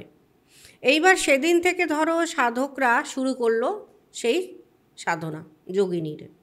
সেই কর্ণপিশাচিনী সাধনা করতে গেলে ওখানে বসে সাধকের মলমূত্র নিজেকেই সেবন করতে হবে, ওখানেই বসতে হবে, ওখানেই মলমূত্র ত্যাগ করতে হবে। শুধু তাই নয়, ওই মলমূত্র নিজেকে সারা গায়ে কিন্তু লেপন করতে হবে, তাহলেই সম্ভব সেই কর্ণপিশাচিনী সাধনা করা। খুব নোংরা। হ্যাঁ, কিন্তু এই কর্ণপিশাচিনী সাধনা করলে কিন্তু যেটা হয়, ভূত ভবিষ্যৎ বর্তমান সাধক সব জানতে পারে আগে থেকে। আমি শুনেছি ভবিষ্যৎ জানতে পারে না। না, ভূত ভবিষ্যৎ বর্তমান তিনটেই জানতে পারে কর্ণপিশাচিনী সাধনায়। শুধু তাই নয়, ব্যাদবেশ কিন্তু কর্ণপিশাচিনী সাধন করেছিল। উনি কিন্তু কর্ণপিশাচিনী সাধনাই করেছিলেন, যার জন্য তিনি ভূত ভবিষ্যৎ বর্তমান কিন্তু উনি সেই সময় দেখতে পেতেন। তো এই সাধনাটা যদি সাধক কোনো রকমভাবে তার কোনো রকম ত্রুটি হয়ে গেল, সেক্ষেত্রে কিন্তু সাধকের প্রাণহানি পর্যন্ত হতে পারে। এবার ধরো যেদিন থেকে সাধক বসেছে এই সাধনা করতে, সে তো যত রকম বজ্র জিনিস আছে নিজের ত্যাগ করা, সেগুলোই সে ধারণ করছে, সেগুলোই সে গায়ে লেপন করছে, সেগুলোই সে খাওয়া দাওয়া করছে, করে ওখানেই বসে জব চালিয়ে যাচ্ছে। তো ওই জব করাকালীন হতে পারে যে কোনো নারী তার কানের সামনে এসে ফিসফিস করে শব্দ করলো। ওই যে কোনো নারী আসছে ফিসফিস করে শব্দ করছে, তিনিই কিন্তু কর্ণপিশাচিনী, যে সাধকের ডাকে সে সাড়া দিতে এসেছে। আর ওই যে যেদিন থেকে কর্ণপিশাচিনী তার কানের সামনে যে ফিসফিস শুরু করবে কথা বলা, এই কথা বলা কিন্তু কোনোদিনও কিন্তু আর বন্ধ হবে না।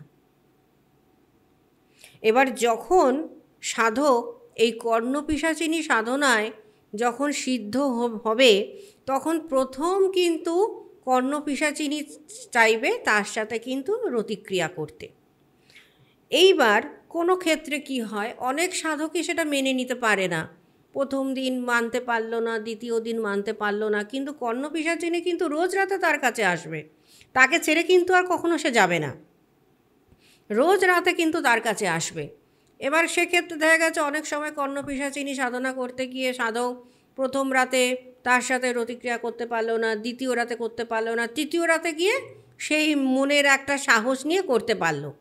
কিন্তু রতিক্রিয়া করবার সময় কিন্তু কর্ণপিশাচিনীকে কিন্তু কোনোভাবেই স্পর্শ করা যাবে না। আবার রতিক্রিয়ার সময় যদি কর্ণপিশাচিনী যদি কখনো সেটাকে না করে যে আমি করতে রাজি নই, সেক্ষেত্রে কিন্তু সাধকের প্রাণহানি। আর যদি তার সাথে রতিক্রিয়া শুরুও করে দেয়, বীর্যপতন করতে পারবে না। বীর্যপতন যখনই করবে কর্ণপিশাচিনী নিজের মুন্ডুটা নিজে কেটে দেয়, আর এমন ভয়ঙ্কর দৃশ্য দেখাবে যে সাধক নিজেই নিজের ভয়তে তাড়নাতে নিজেই প্রাণ ত্যাগ করবে। এইবার এগুলো থেকে যদি মনে হয় যে আমি আমার প্রাণ বাঁচাবো, সেই জন্যই 10 দিন আগে থেকে কিন্তু ব্রহ্মচর্য পালন করতে হবে, গুরুজপ করতে হবে, গুরুর নির্দেশে এই সাধনা করতে হবে। গুরুর নির্দেশ ছাড়া কিন্তু এই সাধনা কিন্তু কখনো করা যায় না। আর ওই সময়তেই কিন্তু কালী সাধনা করে, কালী কবচ, কালী যন্ত্রম করে নিজেকে সেটাকে ধারণ করে নিতে হবে, যাতে অ্যাটলিস্ট তার প্রাণহানি না ঘটতে পারে। তো এবার যেদিন থেকে হয়ে গেল সাধনা, তার যেদিনকে উনি সিদ্ধ হয়ে গেল, সেদিন থেকে তো কর্ণপিশাচিনী তার কানে সবসময় এসে কথা বলছে ফিসফিস করে। যখনই কোনো ধরো বাইরের কেউ আসছে কোনো কিছু জানতে, তার ভূত ভবিষ্যৎ বর্তমান সবই কর্ণপিশাচিনী তাকে বলে দিচ্ছে। আগেকার দিনে কিন্তু অনেক ক্ষেত্রে দেখা গেছে সাধকগণরা, বড় বড় মুনি ঋষিরা কিন্তু এই কর্ণপিশাচিনী সাধনা করেছে। এখনো করে তো? এখনও করে, কিন্তু এখন পরিমাণে অনেকটা কম, কারণ এখন অনেকে অনেক রকম সাধনার দিকে আস্তে আস্তে ঝোঁক বাড়ছে মানুষের। কর্ণপিশাচিনী সাধনাতেই শুধু থেমে নেই এখন সাধক। কোনো সাধক আছে তারা মধুমতি সাধনা করে, মধুমতি যেহেতু অষ্টম যোগিনী, সেক্ষেত্রে তার সাধনা করে। এই মধুমতি সাধনাটা আবার একটু অন্যরকম, মানে এটা এই আমি শুনেছি মধুমতি সাধনা খুব ইজি, মানে তাড়াতাড়ি হয়ে যায়। হ্যাঁ, খুব আর কি তাড়াতাড়ি, ফাল্গুন মাঘ মাসে এরকম সাধনা করতে হয়, খুব তাড়াতাড়ি হয়ে যায় এই সাধনা। আর এই সাধনা যখন নাকি করবে, সাধককে কিন্তু মানে ভীষণ পরিষ্কার থাকতে হবে। ও, এটা উল্টো? এটা হচ্ছে উল্টো। মধুমতি সাধনা করতে গেলে সাধককে বেশি দিন সাধনা করতে হয় না। সাধক মধুমতি সাধনা করে শুধু নিজের কাম্য আমি একটু আটকাচ্ছি, আমি মধুমতিতে আসছি, তার আগে একটা জিনিস আমি জিজ্ঞেস করি। যেটা আপনি বললেন কর্ণপিশাচিনীর ক্ষেত্রে যে ওই জীবনে আর ছেড়ে যাবে না, ওই এলো মানে আর ছেড়ে যাবে না, এবার তখন মানে কেউ আর চাইছে না যে না আমি আর পারছি না এর সাথে থাকতে, তখন কি করবে? আর দ্বিতীয়ত হচ্ছে মৃত্যুর পর কি হবে?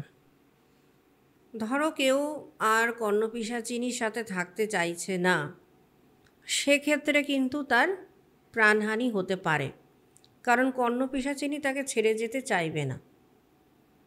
এবার যদি ছেড়ে যেতে চায়, তাহলে তাকে সেরকম আবার বিরাচারী সাধনা করতে হবে, যার জন্য ওই 10 দিন আগে থেকে প্রোটেকশান হচ্ছে সেই কালী সাধনা।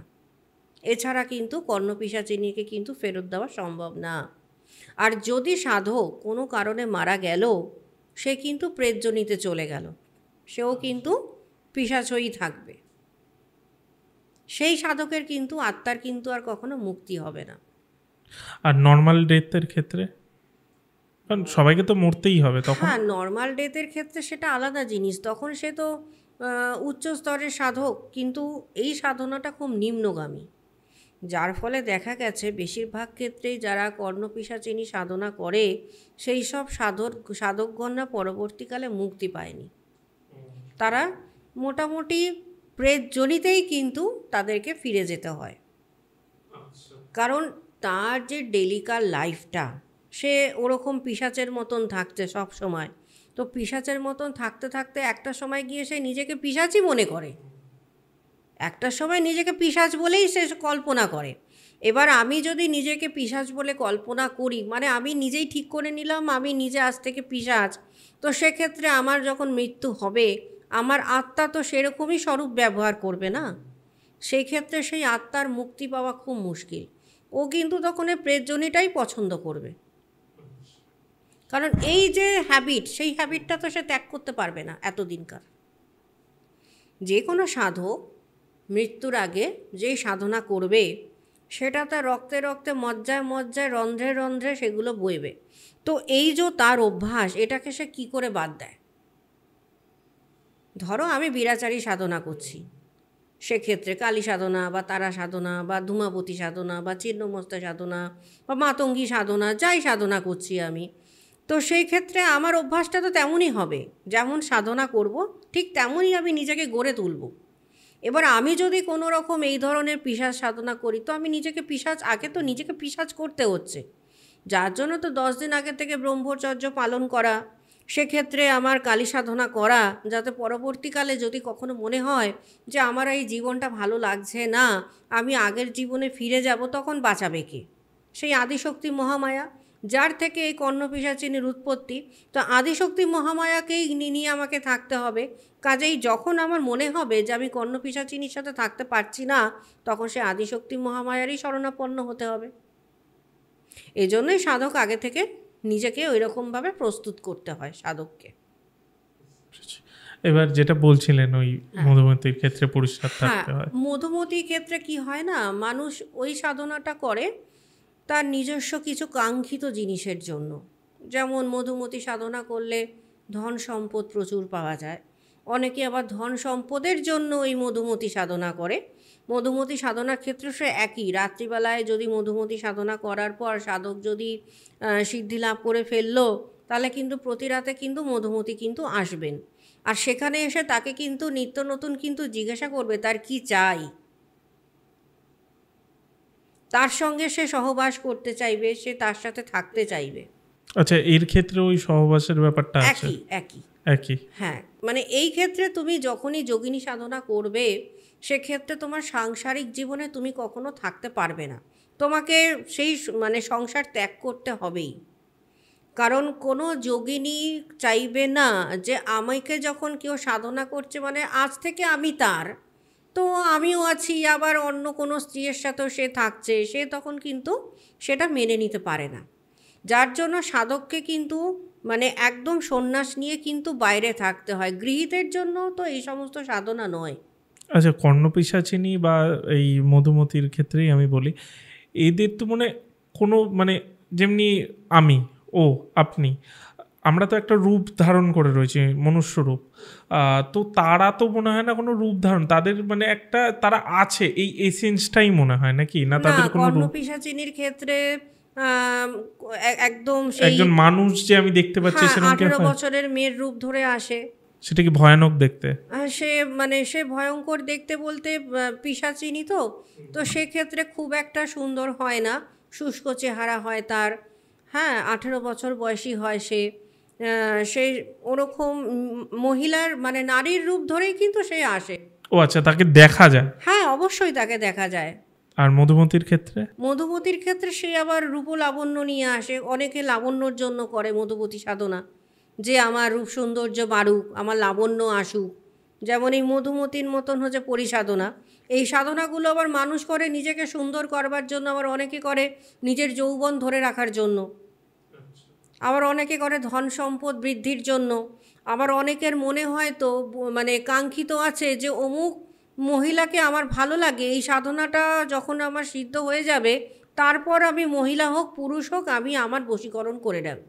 কিন্তু তাকে তো আসতে দেবেন না, যেহেতু আপনি বললেন যে হ্যাঁ, তাকে তো কখনো, যদি নারী হয় তাহলে তো তাকে আসতে দিচ্ছে না, কিন্তু যদি কোনো পুরুষ হয়, ধরো মনে হলো যে তুমি এই সাধনাটা করছো, তুমি সকলকে তোমার নিজের আয়ত্তে করবে, তুমি যেটাই বলবে লোক পাগলের মতন তোমার ওই কথাটাই শুনবে, তোমার কথাটা সে না করতে পারবে না, মানে তখন কিন্তু তোমাকে উনি কিন্তু সাহায্য করবে সেই বশীকরণ প্রক্রিয়াটা করবার জন্য। মানে যা কিছু কাঙ্ক্ষিত জিনিস করবার জন্য কিন্তু আগেকার দিনে মানুষ যোগিনী সাধনা করত, যে আমি এটা চাই, আমার চাই আমার যৌবন, আমি এই যৌবনটাকেই আমার যখন 60 বছর হয়ে যাবে তখনও আমি 24 বছরের মতনই হয়ে থাকবো, আমি আমার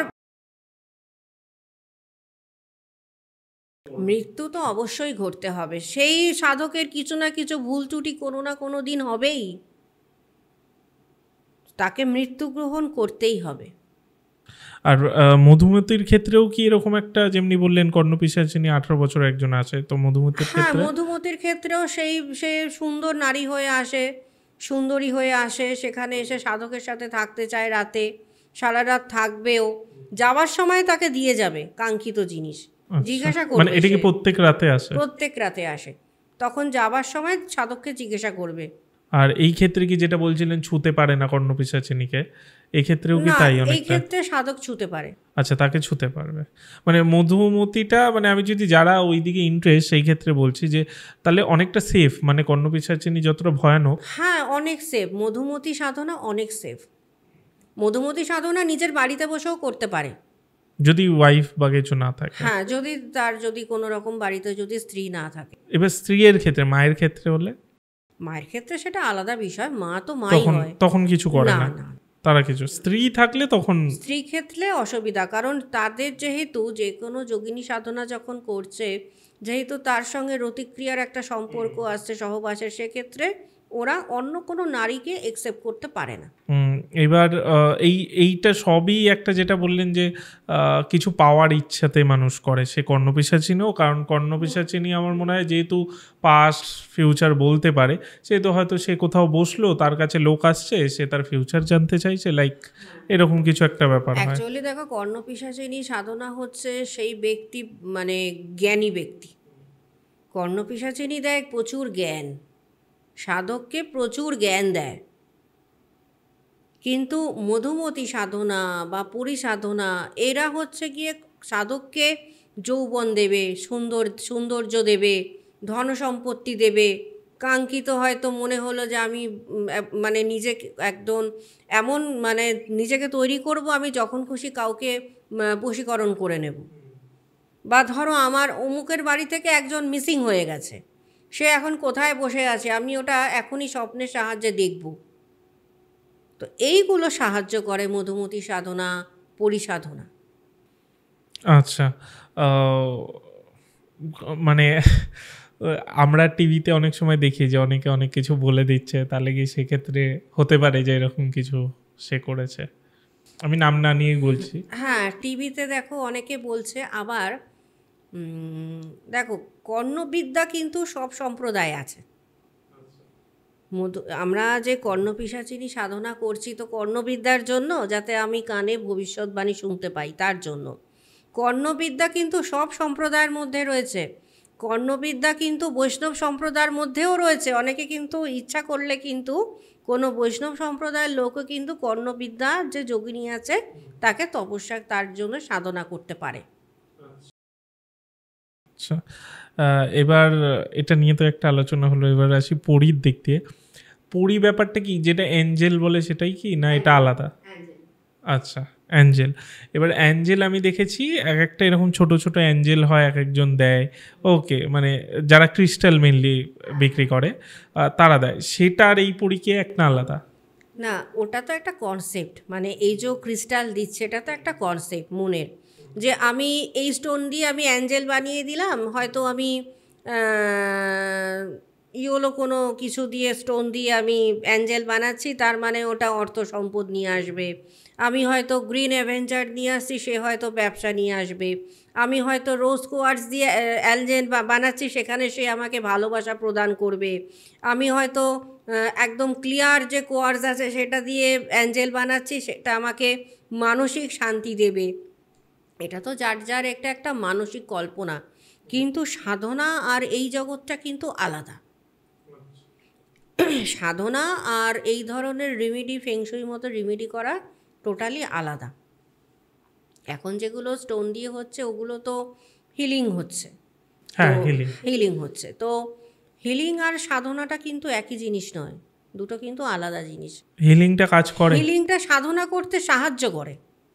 না, আমি যদি বলি হিলিং বা এই যে ক্রিস্টাল পড়ছে, এগুলো কি কাজ করে, যেটা আপনাদের দিক দিয়ে কি মনে হয়? আমাদের দিক থেকে দেখো, আমরা তো যেহেতু তন্ত্রবিদ্যার লোক, তো আমরা একেবারে খাঁটি মাটিতে বসে সাধনা করাটাকেই বুঝতে পারি। আমরা যেমন অত, সত্যি কথা বলতে, হিলিং তখনই আমি জানি যে হিলিং আমাকে সাধনার জগতে আনতে সাহায্য করবে, কিন্তু তা বলে সাধনা করার পর যেই আমি ফলস্বরূপ পাচ্ছি সেটা দেওয়ার জন্য সাহায্য কখনোই করতে পারে না। হিলিং আমাকে মানসিক প্রস্তুতি তৈরি করাতে পারে, কিন্তু হিলিং আমাকে কখনো আমার কাঙ্ক্ষিত ভোগ্য জিনিস আমাকে দিতে পারে না। তার জন্য আমাকে সঠিক সাধনা করতে হবে। আমি কি ও কিসের জন্য সাধনা করছি, কি পেতে চাইছি, তার উপর আমি সাধনা করছি। আর এই সাধনাটা যাতে ঠিকঠাক হয় আমাদের মানসিক শান্তির জন্য আমাকে হিলিংয়ের দরকার, তখন হয়তো ক্রিস্টাল আমাকে সাহায্য করছে। যেটা পরিসাধনা, ওটা কিভাবে হয়? পরিসাধনা করাটা খুব ইজি আর খুব ভালো। মানে সাধনার মধ্যে পরিসাধনা করা হচ্ছে খুব ভালো। এটা এই জন্য বলছি, কারণ এটাতে না লাইফের কোনো রিস্ক থাকে না সেরকমভাবে, যেটা কর্ণপিশাচিনীতে খুব উগ্র একটা লাইফের রিস্ক থাকছে, পরিসাধনার ক্ষেত্রে কিন্তু এটা হয় না। পরিসাধনা মানে আমাদের যে ইন্দ্রদেব আছেন, পরিসাধনায় কিন্তু দেখা গেছে যে ইন্দ্রদেবের সভাতে উর্বশী, মেনকা, রম্ভা এরা যারা আছে তারা নাকি এক একজন পরী। তো ওখান থেকেই কিন্তু পরী আমাদের মর্তলোকে আসে। এইবার সবার কথা অনুযায়ী, মানে সাধক যখন নাকি পরিসাধনা করতে বসে, সেক্ষেত্রে কিছু সাধনার কিছু নিয়ম আছে পরিসাধনার ক্ষেত্রে। এমনিতে যদি আমি চাই, পরী খুব গন্ধদ্রব্য পছন্দ করে, সেন্ট বা এরকম হ্যাঁ, খুব ভালো জামা কাপড় পছন্দ করবে, রেশমের আসন পছন্দ করবে, খুব কস্টলি প্রসাধন পছন্দ করবে, সুগন্ধি প্রসাধন পছন্দ করবে। কারণ পরিসাধনা, ধরো পরী কিন্তু আমাদের আশেপাশে আছে কিন্তু আমাদের পাশে নেই। ধরো তুমি সকালবেলা উঠে ছাদে কোনো ফুলের বাগানে বসে আছো, সেখানেও কিন্তু কোথাও না কোথাও কিন্তু তারা আছে, আমরা খালি চোখে তাদেরকে দেখতে পাই না। এবার আমার যদি মনে হয় যে আমি তাদেরকে দেখতে চাই, কিভাবে দেখব? তাহলে তাদেরকে ডাকতে আমাদেরকে শিখতে হবে। ওই ডাকাটাই হচ্ছে পরিসাধনা। তার জন্য কিছু কিছু কৌশল আছে, অবলম্বন করতে হবে। যেমন পরিসাধনা করতে গেলে তোমার খুব সুন্দর জামা কাপড় পরতে হবে, নিজেকে পরীর মতন মনে করতে হবে, খুব সুন্দর গন্ধদ্রব্য মাখতে হবে, চন্দনের লেপন করতে হবে, সবসময় আতর মেখে রাখতে হবে। যেই আবার তার সঙ্গে দেখতে হবে যে সুন্দর সুন্দর ফুল, মানে আর তার সাথে যেটা খুব দরকার হচ্ছে ধূপকাঠি, খুব সেন্টেড ধূপকাঠি সাধনার একটা অংশ। আতর, ধূপকাঠি চারিদিকে মানে একদম যেন গন্ধে মম করবে সাধনা করবার সময়।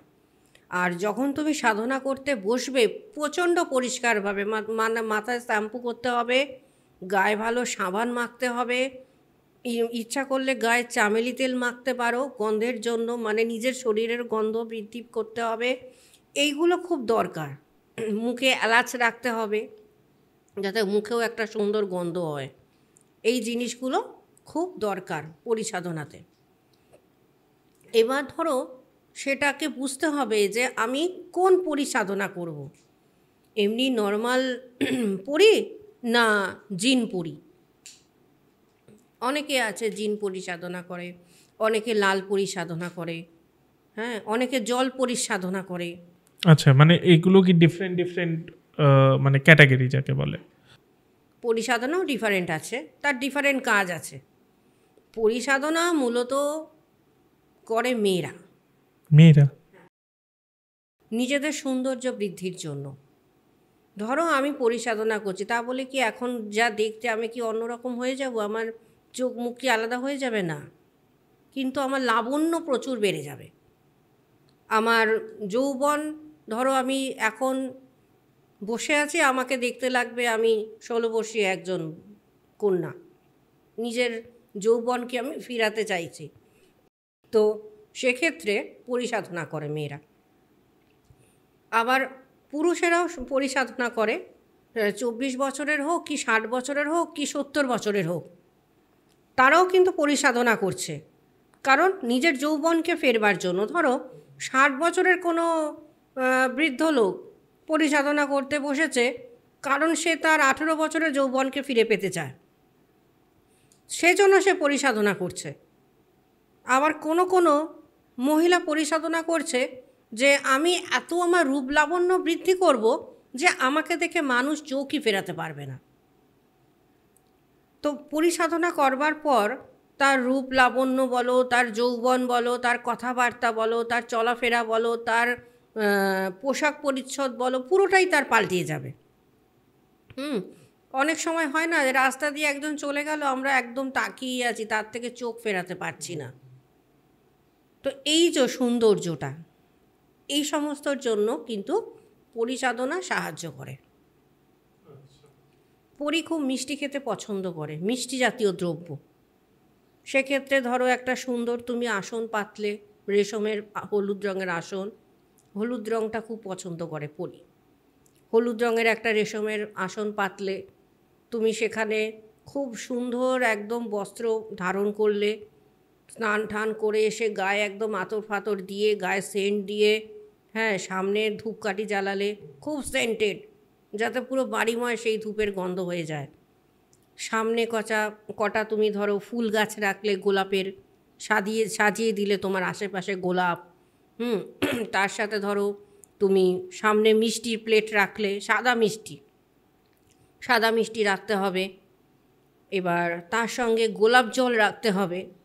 আর যদি চায় অনেকে উর্বশী যন্ত্রম বানাতে হয়, উর্বশী যন্ত্রম বানিয়ে সামনে সেই যন্ত্রমটাকে স্থাপন করতে হয়।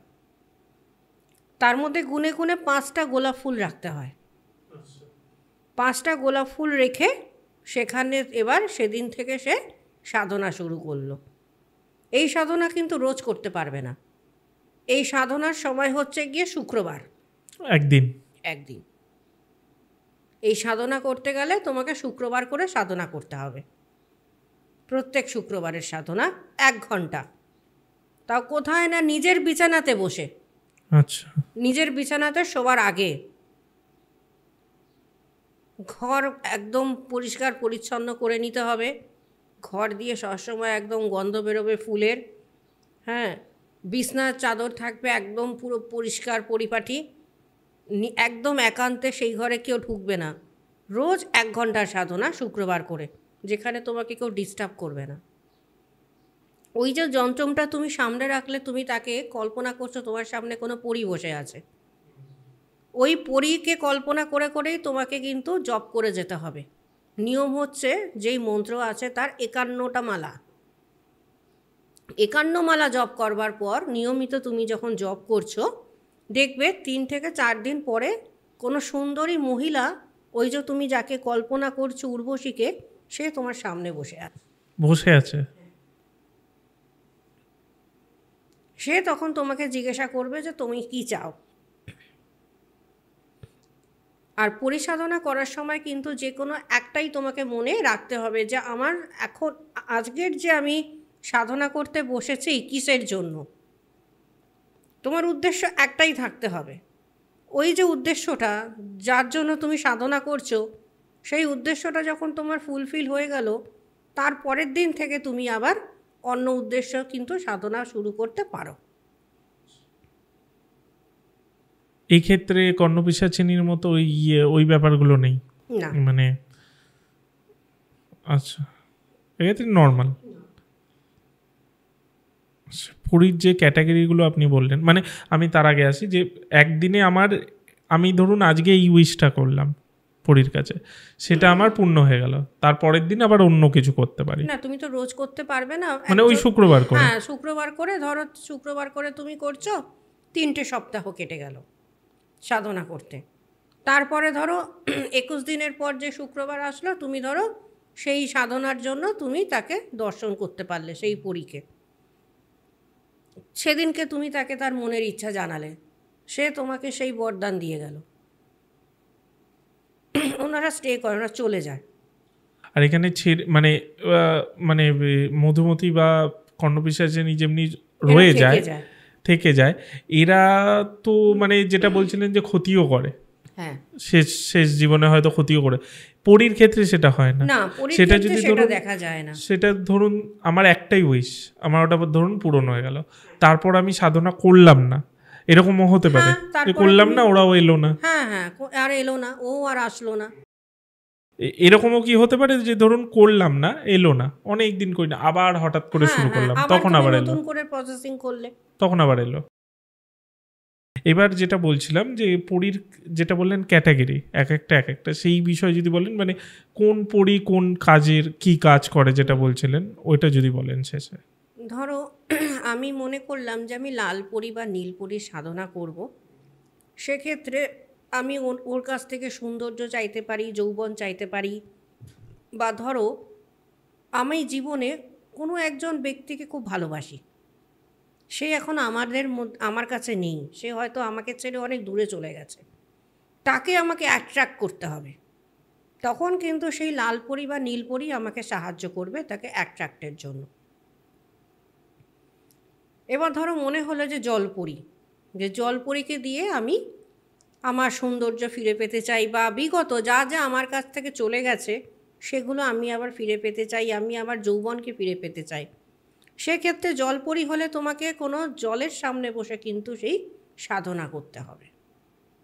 কোনো ধরো নদীর পাড়ে বসে ওরকম সামনে ঘিয়ের প্রদীপ জ্বালালে, সেন্টের ধূপকাঠি ধরালে, নিজে সুন্দর বস্ত্র পরিধান করলে, তার সঙ্গে ধরো নিজে প্রচুর সুন্দর আকর্ষিত গায়ে আতর মাখলে, যার গন্ধে পরী অ্যাট্রাক্ট হয়ে তোমার কাছে আসবে, সেক্ষেত্রে জলপরী তোমার কাছে আসতে পারে। এবার ধরো জিন পরী যদি হয়, সেটা আবার ওই জিন পরী যেমন নাকি ওটা সুলেমানি বিদ্যা, সুলেমানিতে ওটা হয়। তো সুলেমানি বিদ্যার সাথে যেহেতু আমাদের বিদ্যার কোনো মিল নেই, তো সেক্ষেত্রে সুলেমানি বিদ্যার যে জিন পরী সাধনাটা একটু অন্য রকমের হয়। আচ্ছা, মূলত এই 3 ধরনের হয়।